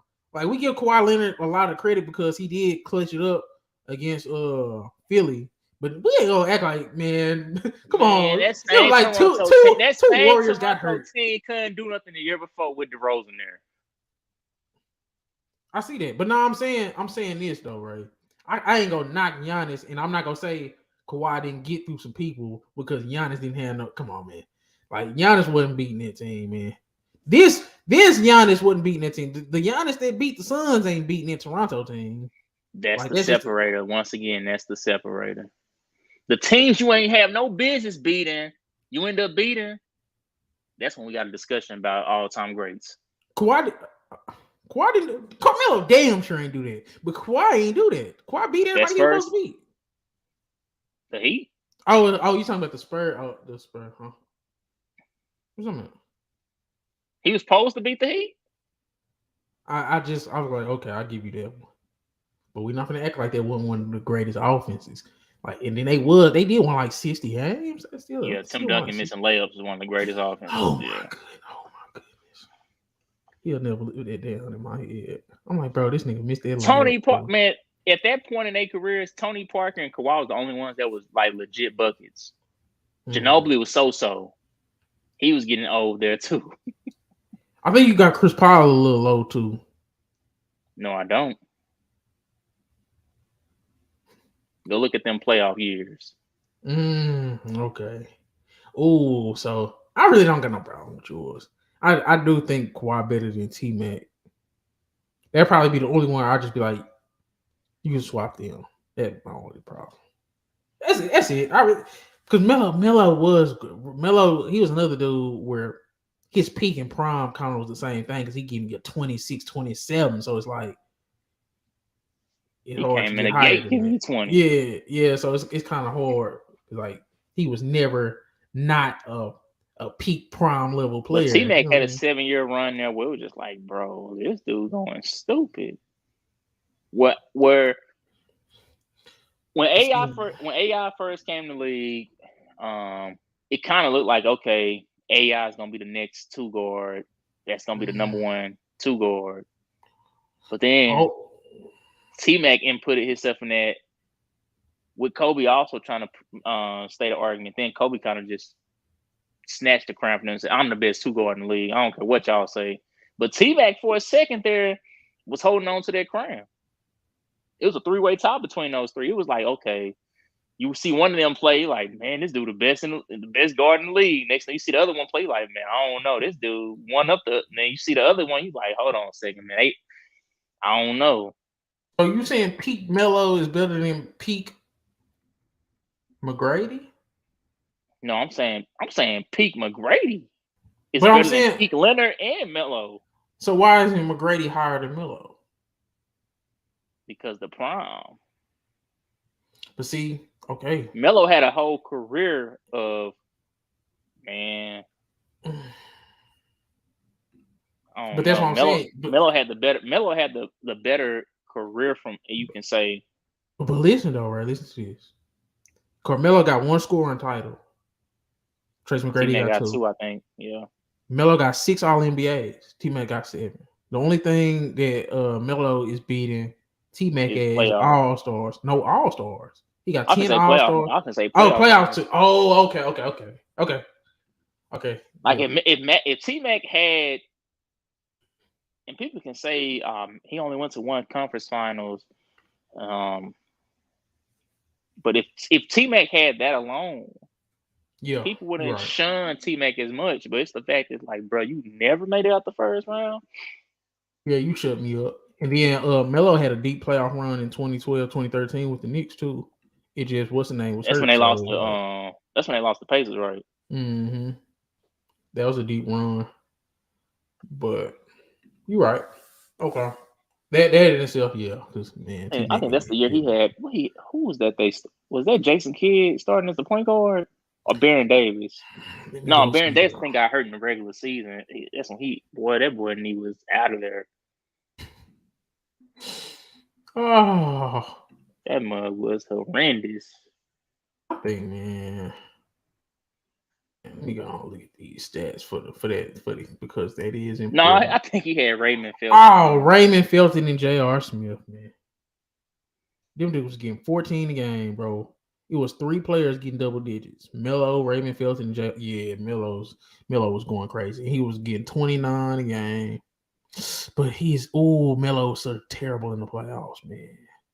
That boy was getting 40%, and then he was shooting 30% for 3. Shoot, they was probably out there triple teaming that boy. They was daring him And to pass the ball. that is another thing. Yeah, okay. That's not bad though. Second round is a deep run compared to goddamn getting out of here in 3 and 4. 3 and 4 games. That boy Trace McGrady got years where he played 2 playoff games. Like, how does that happen? He probably got hurt in one of them games. He couldn't even play the other one. Oh, that's not funny, but it's like, man, Trace McGrady left a lot on the table in the playoffs, Chris. That's really what I'm talking about. I ain't gonna say deep, but way deeper than goddamn Trace McGrady, yeah. But I remember they was anticipating that Melo versus PG. And it just, I mean, that boy, that's when what's his name? Lance Stevenson. No, I'm trying to what's that dude that played for the Knicks? Iman Shumpert. Light skin dude had them dreads. Oh. Damn, what's that nigga name? I know who you're talking about. All he used to do was spot up and shoot, though. I can't think of his name. Copeland. Chris Copeland. There you go. Mm-hmm. I was like, man. And Amari was hurt. Getting to the second round, Chris, without your number 2, and you got Raymond Felton and J.R. Smith, man, gone on, nigga. That's impressive. And Steve Novak and them out there, like, come on, man. Hey, Steve Novak was a flamethrower. Not in the playoffs, though. I'm finna say... I ain't got too much to say about your list, though. Now, I know you gonna have something to say about mine. It might be the same thing, just about. It's some of the same people. Steve Nash? Whoa. Yeah. I need you to explain that. I got you. Look, because when you think about Ray Allen, bro, the thing what made Ray Allen so special, bro, is like he never, like, the best version of Ray Allen, you can fit him around anybody, bro. You don't need to, you know what I'm saying? Like, I can literally, it's a spot for Ray Allen on every team. And come on, man. He sunk. He saved one of the greatest players' careers. Like, come on, bro. We all knew he was going to make this shot. Like, we literally all knew he was going to make this shot. His best moment, in your opinion, is him as a role player, not him in his best years. But see, that's what I'm saying. He had a versatile career, and he's a top 3 shooter to ever play the game. Is he better? I'm saying, what part longevity, of his career is his role player years, or his all-star / number 1 guy option years? I'm gonna say what did he flourish more in? This is why I got Ray Allen over Steve Nash all time, because he's a top 3 player at something, and that's shooting. He's a top 3 player shooter. Longevity, he had more all-star years than Steve Nash, and then he still had some all NBAs in there, and he just had a better overall career. Steve Nash had a better peak. Steve Nash peaked higher during their eras, because they played in this. They got drafted the same year. Who was considered more times in a career at their positions to be a top 3 player? Which one was you more likely to hear as a top 3 player at their position? Steve Nash, but this is a personal list. I ain't gonna lie to you. Did you ever look at Ray Allen as a top 5 shooting guard in his prime years? You would say he was a top 5 shooting guard when he got to the Eastern Conference Finals with the Bucks. Bucks. Yeah, like when him by himself, him and Steve Nash been to the same place as number 1 guys. They've been to the same place. Steve Nash got there multiple times though. How many got there one time. How many times Steve Nash get to the conference finals? He played the Lakers in what was that, 09 or 10? He got there at least twice or 3 times. How many times? Let me see how many times he got to the conference finals. Because my thing is they don't trump them just nah. And he got 2 MVPs. That is the only thing that'll make me look stupid. But I just think as a number 1 option, and his playoff numbers might be better. As a number 1 option, him and Ray Allen been to the same place. Yes, Steve Nash been more. But then, as a role player, you could argue Ray Allen was a top tier role player because he was a role player at Boston. I think like a when third Steve Nash became a role player, that boy can't stay on the court. That boy was injured all the time. I just feel like just Ray Allen just a more versatile piece. I feel like depending on your team makeup, you will take Ray Allen in more situations. You will take a Ray Allen before Steve Nash in more situations. I would. What type of offense? He fits more situations. What type of offense couldn't Steve Nash run? It's not that. So he could fit anything in. CP3 too high. Go on, nigga. Well, how he too high? Tell me how he too high. But you got.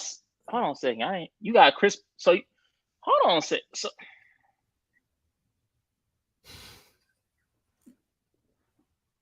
So you think Chris Paul and Russell Westbrook better than Steve Nash too? That's crazy. I ain't never heard you down talk on Steve Nash. I heard you talk down on Chris Paul and Russell Westbrook for sure though. And you got them ahead of him. That's crazy. I want to know what Russell Westbrook do. I really. I know why you. I know why you don't got Jokic. I'm down. Because I remember we was talking about. We both made a comment one time, and I said, "Man, I don't want to put this guy too high yet. I need to see how the season play out." But then, right after I said that on the phone, I got off the phone and said, "You know what, man? I think he is going all the way with this year." So I automatically was like, "I'm gonna put him inside the top 10." When I seen I'm like, he only got Jokic as 11. And I'm like, oh, he probably did that based off of saying, you know what, I'm not. We did this list before the season ended. I'm gonna keep it a buck. I fucked this part up. I just fucked this part up. I don't know what the hell. This the right player, but I fucked up the order somehow, some way, and I'm just gonna die on this hill. But I say Jokic for sure is the in this list part. He's the only one I Pierce, yeah, that's about right. Pierce, Westbrook, and Harden. Melo and Kawhi, yeah. I mean, like how you thought of Kawhi should have been ahead of T-Mac. Melo, I can't argue that. My only thing, Ray, yeah, I just fucked up, man. I fucked up the order somewhere. So, but nah, I'm gonna die on this hill though. I would take Ray Allen in certain situations over Steve Nash. Westbrook and James Harden, bro. It's like they gotta be up there, bro. It's like I gotta put them somewhere. I gotta do it. And it's just like, damn, they not over Nash though, in my personal opinion. That's a mulligan. If I would do it over, I think this is the first time we doing it on our list. A mulligan. I would put Steve Nash at 16. I would put Paul Pierce at 17. And then I'll push back Harden and Westbrook. Mm-hmm. I'm surprised you had James Harden. Come on, man. He's a top 20 player we done seen, bro. Where the hell you have James Harden? I think I had him like 20, 21, 22. I know it's top 25 for sure. 21 or 22? Let me go to your list again. Let me pick your airport. Go on, Luke Chris, man. Everybody make mistakes, man. I did make some mistakes. I ain't gonna care. But let Oh me no, see. What did I had Harden like 30. that's disrespectful. No, it ain't. You got people that nah. Yeah, unless it depends on how you weigh in it. Harden is one of the 20 best players. He should be higher, He one but of the he most. sucks in the playoffs. I don't know. He still got to a conference finals, being how he is. It's not Could have moving beat chains. the best team ever put together too. It's just odd that With they his didn't start. flaws. He didn't start having that type of playoff success until a certain name got there. And that's why I got that certain name over his ass. You can say what you want about Chris Paul too, but you want to know why I got Chris Paul high? Because if Chris Paul at his best, a team could make a finals, a team could make a conference finals, a team could be not even worthy to get to the playoffs. Like what he did with OKC and Phoenix, that shit bumped him up. It redeemed what he did with the Clippers in my head. Because he shouldn't even supposed to be no Clippers. With the Clippers. Look at that team. Let's do it. Look at that team, right? Look at the Clippers. How far is they really going? Come on now. Keep it a buck. How far is the Clippers really going? People ain't trying to hear that. But I'm saying you got Blake Griffin, DeAndre Jordan. They never had a wing. They always needed a wing. Go on, little Chris. I only got Westbrook up there because he missed a stat sheet stuff, or he brought back the triple-double and all that old stat shit, but I still wouldn't take his ass. Even though I think he one of the top 20 players I ever seen, still wouldn't take his ass if I needed to win an actual basketball game. So, yeah. That's that. But you got him over Steve Nash. Yeah. That's crazy. I told you I fucked up, bro. I don't think Steve Nash is worse than Westbrook. But they're still in the same tier. Shit. They're still the same tier. Still the same. If you had a tier of point guards, Steve Nash and Russ for not being what? Yeah. Steve Nash is looked at as a top 5 point guard all time. That's a stretch. Name me 5 point guards better than him. Because people will say Magic. I done heard. They're gonna say Zeke. They're gonna say Stockton. Isaiah, Stockton, Oscar Robertson. After that, that fifth spot can go to him. You go give it to Kidd. You was go give it to Jason Kidd. I got Steve Nash over Kidd on my list. And you argued me. You argued me to hell and back about that shit. And we both did the opposite shit. I think I got Jason Kidd way lower. Curry. Steph Curry ain't no point guard. I don't look at when I think of point guard, I never think of Curry, bro. Just to keep it a buck. But I wouldn't call him a 2 guard either though.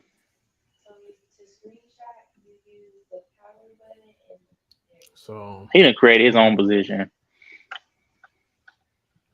Yeah, you're right. You kick my ass in 20 through 11. I can see. I can see my 20 through 11 is terrible. I'm gonna revise mine though. I don't. These are the right names, but that revise and edit. I ain't heard that in a long time. I'm gonna revise. That shit looks bad. Now, especially now I've seen that looks bad. But these are the names though. I can't leave out Westbrook and Harden. I can't leave out Chris Paul. But see, you got Chris Paul in your top 20.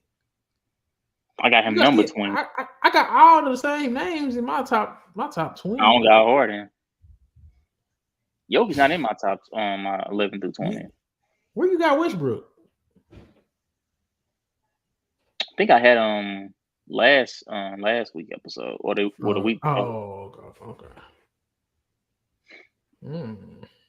I think Westbrook's a top 20 player. From what I've seen. I don't know, man. But you got your 60 seconds for Monta Ellis and Mike Bibby. You want to go where? Oh yeah. Who you want to do? Who you already got up first? I'll just go with whoever you. Monta it is, and I ain't never heard of these nicknames they got. Man. I'm talking about Mississippi Bullet. I ain't know he's from. Well, it makes sense he's from Mississippi. The dude was country. But nah, we're gonna start off the Forgotten series with my boy Monta Ellis. I feel like he was forgotten because his prime / peak started when Curry came into the league, but his career started oddly enough the same year that that we believe Golden State era had started.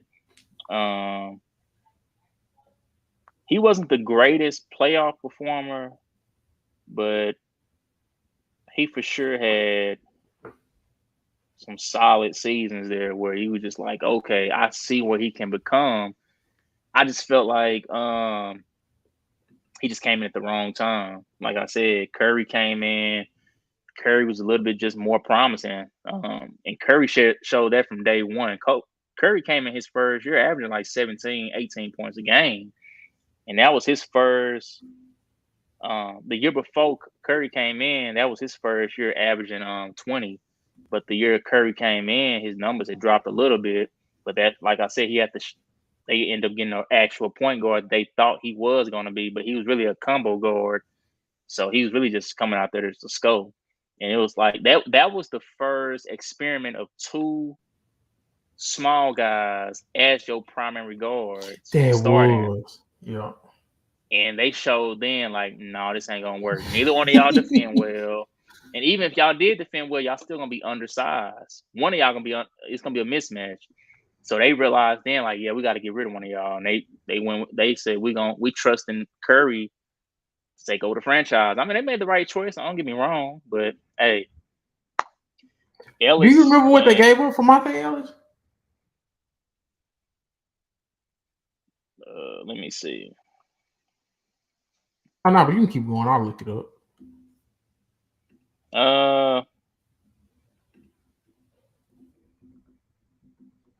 Andrew Bogut and Steven Jackson. That's not bad. Bogut was big for them. That's not bad. And so I don't think they kept. I think Jackson ended up getting waived, and I think Spurs picked him up or something again, or something like that.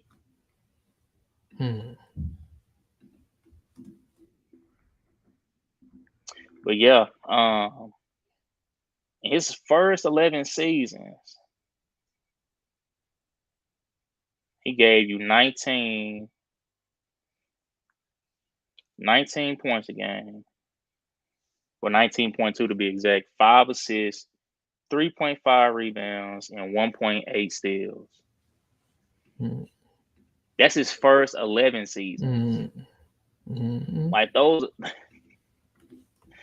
like the whole point of this Forgotten series is to tell you about, like, hey man, some of these guys, if they had the right accolades to match, we're looking at them totally different. Even like a guy like Monta Ellis, you would say, okay, yeah, Monta Ellis was a bucket, but he could have been an important player for a championship run in the right role. Like Monta Ellis wasn't no dude that shrunk. Like Monta Ellis was a big game player. Like people remember Monta Ellis, like, man, that dude is a baller. You know what I'm saying? Like that dude is a hooper. Like, you know what I'm saying? Like the only thing, like you said, man, it be situational with a lot of these dudes. Like how you were saying with Elton Brand, and how you say he possibly could swap him and Pau Gasol out, and the same shit happening. You can say that with Monta Ellis and some of these two guards. That, like, come on, man, you put Monta Ellis in goddamn a 6-man role for one of these teams. You put Monta Ellis as a scoring combo guard next to a big facilitator, and they, you know what I'm saying, got the right pieces to win a championship. He can easily be like a third option on a championship team. Basically, what I'm saying, like he was good enough to be that. He was good enough to be a 6-man on the championship team. You know what I'm saying? That type of player. It wasn't like he was no bum. And you know what I'm saying? It's all situational. So, like, I enjoy watching Monta. And then you like watching him play. He was a dude that you just like watching him play. He was good, a hooper. I remember people kept on getting mad, like, why y'all keep showing Golden State basketball? Man, it was exciting to watch. Yep. You knew they was gonna lose. They was gonna compete every night. Yup. Shoot, I remember me just being a Lakers fan. Lakers used to struggle against them all the time Mm-hmm. when they was trash. Lakers used to struggle against the Bobcats. Like it was certain teams you just man, Gerald Wallace gonna fight hard, and when Steven Jackson, he a competitor. Mm-hmm. Say So you got like those guys as your top dogs. The people behind them, like man, yeah, we gonna fight with them. Look who we got leading us. yeah, people forget if you're the best player on a playoff team in the NBA, you're a good player, bro. Like it means you're winning more games than you lose over a course of 82 games.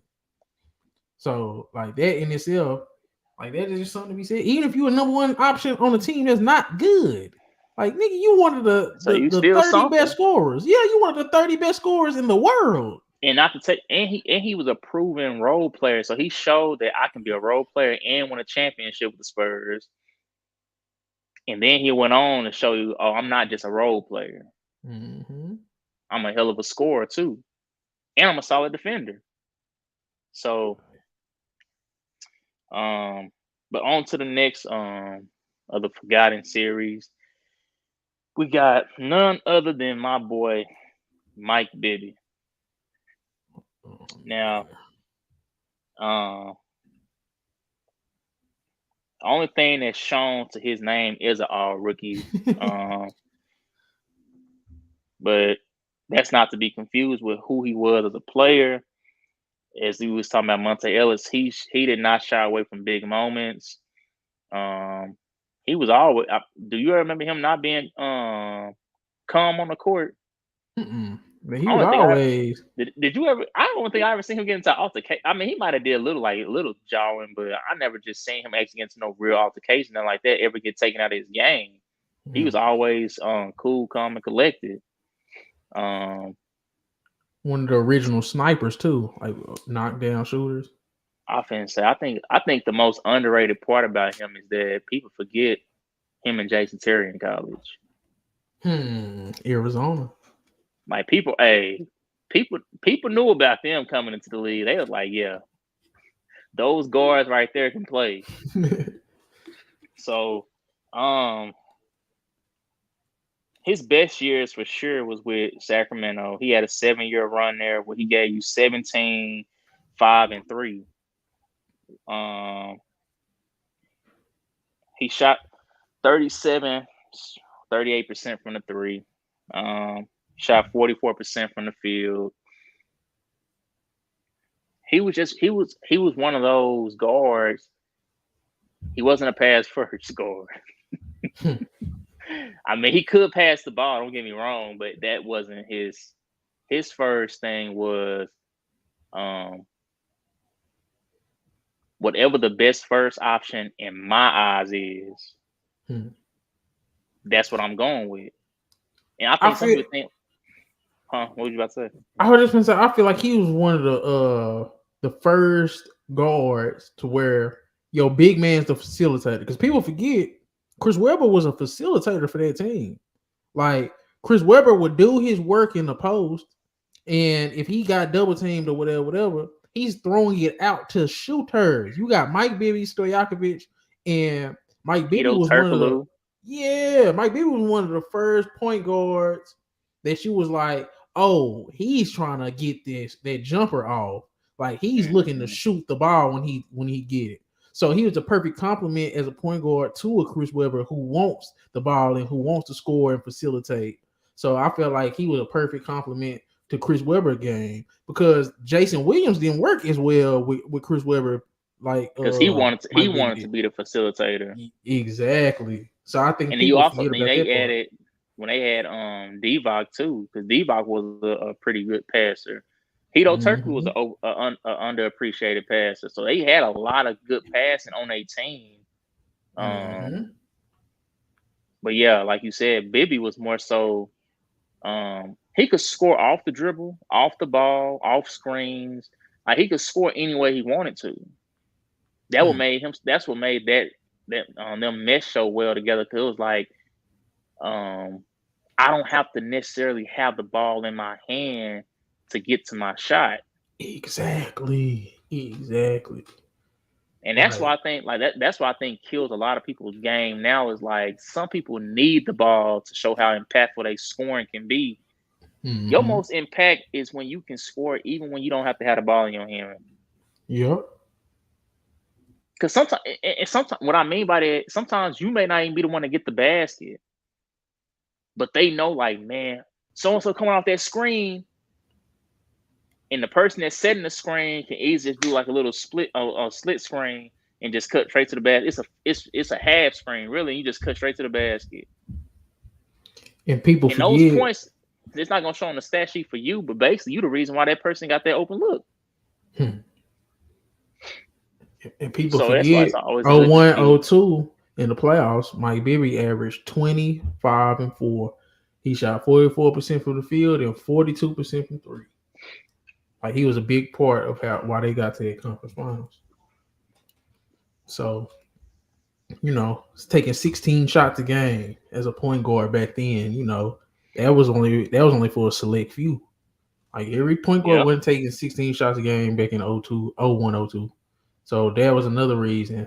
And I just kind of wanted to just add a little bit more to the Mike Bibby thing because Sacramento, they had, I think it was Jason Williams, if I'm not tripping. Yep, they had Jason Williams, and I think they got knocked out. They got swept the first time when they played the Lakers. So you could honestly point to Mike Bibby as being the guys. Yeah, you literally got rid of Jason Williams, added Mike Bibby, and you got to a conference finals. Like that was the common denominator. So Mike Bibby definitely deserved to be on the forgot. Bibby had some solid years with Atlanta too. He wasn't the same player no more, but he was still a solid starting point guard at that point in his career. His numbers dropped tremendously. I understand that, but his 3-point shooting got much better. I think it went up like in Atlanta he averaged 12, 4.5 and 3. He was shooting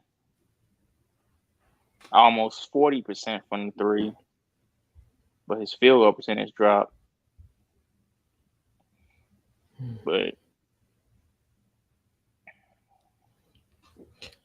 But yeah, man,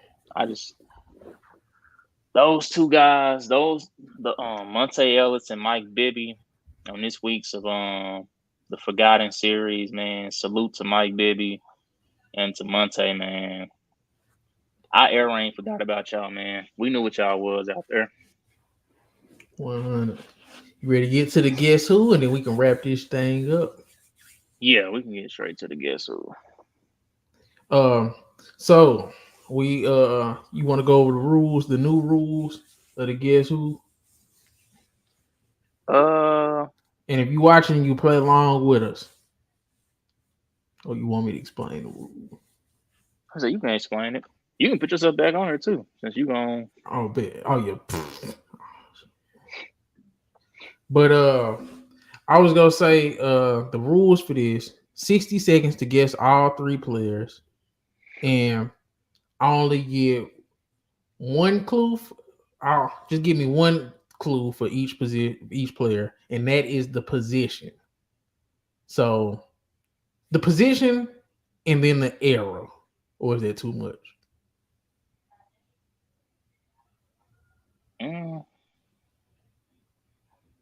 Because I can't tell on neither on none of these. So the 60 seconds is to guess all three of them, right? Mm-hmm. I feel like that's fair. And before the time actually starts, I give a clue for each one of these players. Mm-hmm. Okay. So for player one, it's a either or do I give both the era and the position, or do I just do either or? You can do either or. I can say because player one, 2000s era. For player two, You gonna switch to player 2? I don't know that. I don't know what order. I don't know if you put it in the same order I wrote them or. I did. For player 2, the 2010s, and then, player 3, the 2010s. Okay. Let me know when you're ready to cue the music. And say, show the I'm gonna say it one more time. Player 1 is the 2000s. Make sure y'all.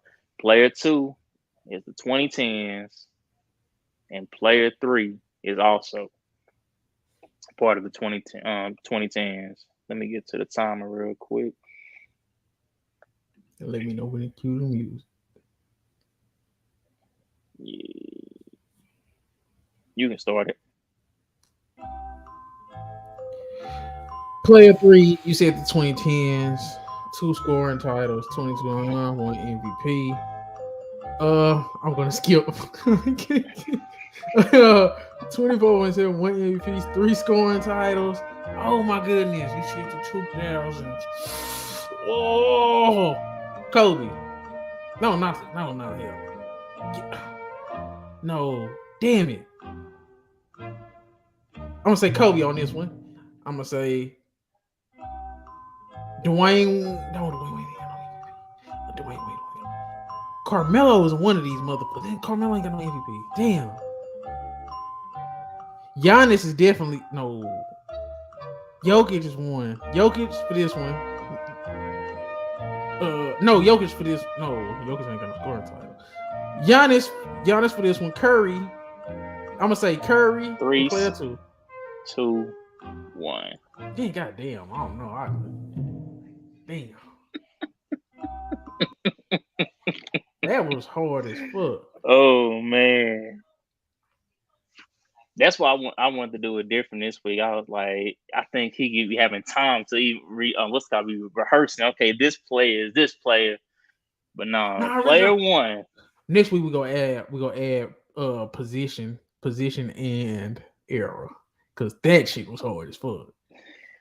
You had got confused with what the eras I said, but player 2, you thought I said 2000. I said that was 2010. 2010. No, I knew in my head. I knew it was 2010s. I just fucked up. I got rattled. I knew them last 2 was 2010s. I tried to get them first. Any of the anything in the comments? Reveal them. They were just what's up with it, Land? And I came to the conclusion that T-Mac is more pure scorer of all time. Whoa. But what up, Chris? But nah, go on, Tim, because I'm interested. I need to see who the hell these people. I couldn't guess first. 27 a game, 1 MVP, 4 scoring titles, 2000. Player number 1. Allen Iverson. Fuck. They're pressure. He started off with player 3. I said, I know he's not gonna get player 3 off the bat. If you would have got rolling with playing 1 and player 2, I was like, yeah, it probably would have came to him. But he was just, you started going back and forth. I was like, oh no. Starting with player 3 and player 2. I couldn't get him. I couldn't get him off top, so I had to. Damn. So player 1, we saying it was Allen Iverson. Yes, it is. Damn, I should have got that one easy. Player 2 is James Harden. I would never got that. Bro, come on, man. He ain't want a top 20 player. Look at that. 25 a game, 3 titles, MVP, 3 sports out MVP. I would never got James Harden. And then player 3 is Russell Westbrook. Bro, that is crazy. Say, how's these not top? Look at this. How these dudes is not top? Come on, man. How do you do not top 20? I don't like neither one of them niggas. But come on, man. These numbers is crazy. That boy said Giannis got to be one of them. I'm looking. I'm like, and I'm like, Jokic, man, I know he ain't got no damn scoring. That was a good Giannis one. do? Yeah. Don't he? If he do, probably got one. But, yep. Iverson, y'all late. Y'all going on. Look like they guess, but nah, yeah, Iverson, yeah, that was a good one, man. But yeah, man, this was a fun episode. We gonna get this guess who down because that shit fun. I like guess who. Oh no, he don't got no scoring title. Giannis do. He don't. Mm-mm. Damn. He don't went crazy though before, but somebody else is going crazier. But you ready to wrap, man? You got anything else? You wanna? I guess shout out Cleveland Cavaliers for winning the NBA Summer League. Shout out Cam Whitmore for getting Summer League MVP. Isaiah Mobley got the Summer League Championship game MVP. Brother of Evan Mobley. Now maybe they can move off Jared Allen and start the Mobley brothers. Send them to Dallas. Other than that, no, I don't know. You guys on this? I'm interested to see Keontae George rookie year. I tried to tell you. It's a lot of young dudes though. I was like, I told you, right? I said, bro, this draft, it was not just the Victor Wembanyama draft. And I'll be surprised if Victor Wembanyama get rookie of the year, to be honest with you.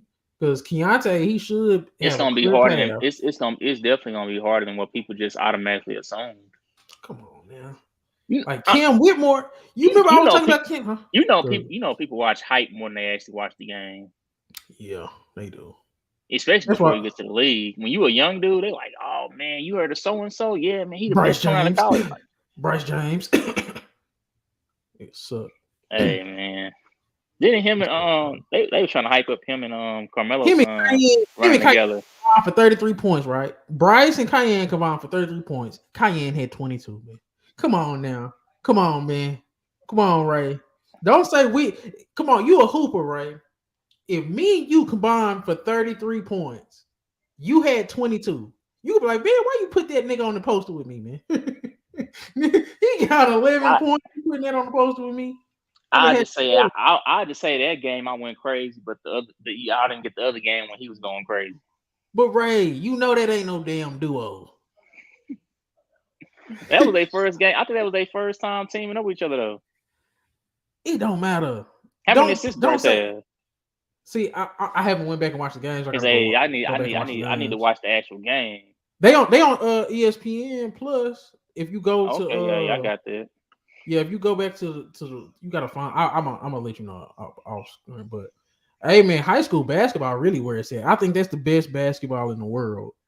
And I watch a lot of basketball. That's the best. We used to hear that as kids. The fact that we saying that to this day still. You heard of Cooper Flagg? You heard of Cooper Flagg? I seen some of his stuff. Raynor, say, bro, you know me by this point, and I hope you trust my scouting eye. I don't know if I done led you astray anytime, but Cooper Flagg is the most polished wing I've ever evaluated. Like he's 16 years old, right? He has no holes in his game. You know what his biggest flaw is right now? Like I swear to God, I put this on everything I love. You know what his biggest flaw is right now? What would you say? The occasional mistake. Like just sometimes he don't do everything right. That is his biggest flaw right there, man. That is it, bro. I promise you, Ray. And that's the thing. The thing is, that's not even a flaw because every player is like nobody's gonna make the perfect play every single time. Exactly. That and then he also talking about a 16-year-old who can easily get better. Him and Carlos Boozer, they're not the two best prospects in their class. They're the two best prospects in high school since their 10th grade year. They's the best prospects in high school. You know they made All-American. They sophomore year. They was on the first team. You was telling me about you told me about Boozer or something for sure. Cooper Flagg. I think Cooper Flagg. Can I give you some comps before we get off here? Like who would you compare him to? There's three guys that come to mind. Right now, his game is he's 6'9", probably like a 7'2" wingspan. He moves and he's athleticism wise. He's Gordon Hayward in terms of think of that mobile Gordon Hayward. I'm talking about Butler early Celtics, like that type of athlete. But defensively, he's Andre Iguodala, and what I think he can get to as a two-way impactful player, because he hit game-winning shots. He one of them type of dudes too. Like he gonna be a dude that you want the ball in his hands late in the game. Kawhi Leonard. I feel like the best version of Cooper Flagg could get to a Kawhi Leonard level as a two-way player. He's the best two-way wing I've ever seen at this stage. He's the best two-way wing at 16 years old that I've ever seen. You watch him play, right? And then he played for Montverde. That's gonna be on ESPN Plus. All his games gonna be on ESPN Plus. Like if you know what I'm saying, if you ever want to get back into high school basketball, it's right now with Cameron Boozer and Cooper Flagg. These are two of the top 10 prospects I've ever seen at this current stage. Now, if they don't get better, then I, you know what I'm saying, I'll recant that. But 15 and 16 years old doing what they doing against seniors, juniors, elite competition, Cooper Flagg is the best wing prospect I've ever evaluated when it comes to an all-around game. And ain't nothing he can do. I'm putting together a video. I'm gonna send you some of these clips. Dude had 52, man. Dude had 52 points. I think he had like 11 blocks. Like and wing, yeah. Dude, go look at this Cooper Flagg. And these not, you know, high school competition. They are playing the best of each other. It's 5 5-stars on this team. 6, you know what I'm saying? 6 5-stars, 3 4-stars. This is rich, man. But yeah, man, we can rap it. You know, I love the young niggas, man. Cooper Flagg and Cameron Boozer, and then they play the right way. You will love how they play. Like, no flaws in that game, man. Both of them, the occasional mistake. That's all I can say. I can't say nothing. The occasional mistake, right? No, man. I'm gonna watch this year around. I'm gonna get back into watching college basketball too, though. At least try to catch the games where I know, like, okay, yeah, this is watch the Bronny games, the USC. Oh, you already know they're gonna have them on. Yeah, they gonna force them. Even if they not even performing well, they gonna have Bronny on TV. I love, bro. The crazy thing is, I can't stand LeBron James, Senior. I can't stand Bryce James, but I love Bronny. That's the weirdest shit in the world. I love how Bronny play basketball. Bro. Like I love how they play basketball. I don't know why I keep yawning. I'm not tired. Bryce. As soon as I see it, Bryce. But no, man, I'm definitely gonna get back on just a full scale like I used to. But it was something else I was about to say.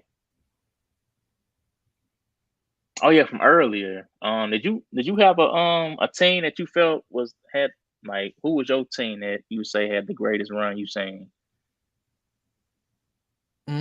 As a team, it had to be the 2011 Mavericks. But the Lakers, I couldn't say nothing. That's the most dominant. Come on, bro. You could arguably had the first and second best player in the league. Like, and it was both all defense and all NBA that year. Both. Come on, man. That's what I think.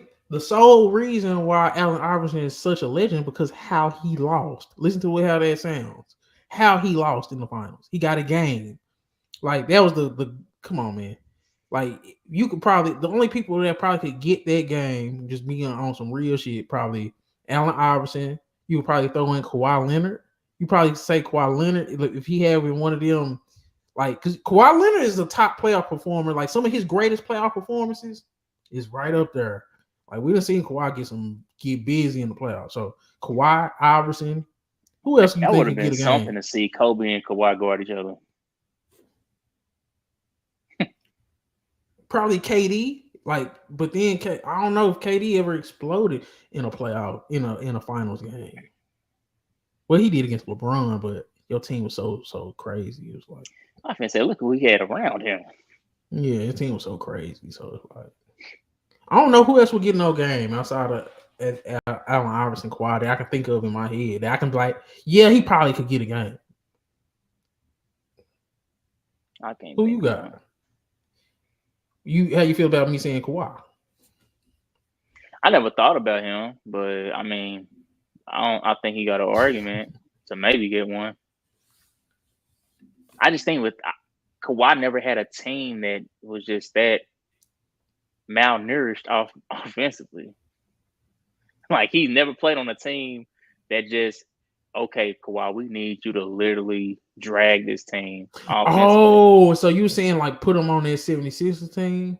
Yes. Oh no, hell no. I don't see nobody doing this shit, man. Exactly. That's I what don't see nobody. I never thought about. Cause I came from that football background. I think they do matter. Ain't nobody. I don't think it's been no player that got no heart like that. I don't know. Can't think of one. The only person I can think of would be like Kobe, and he's on the team we talking about. Yeah. But no, man, it's been another one. It's gonna be another one next week. It's the 2 know-it-alls. I'm your host, Ray. Co-host Diddyknowsball. And that's that. Yes, sir.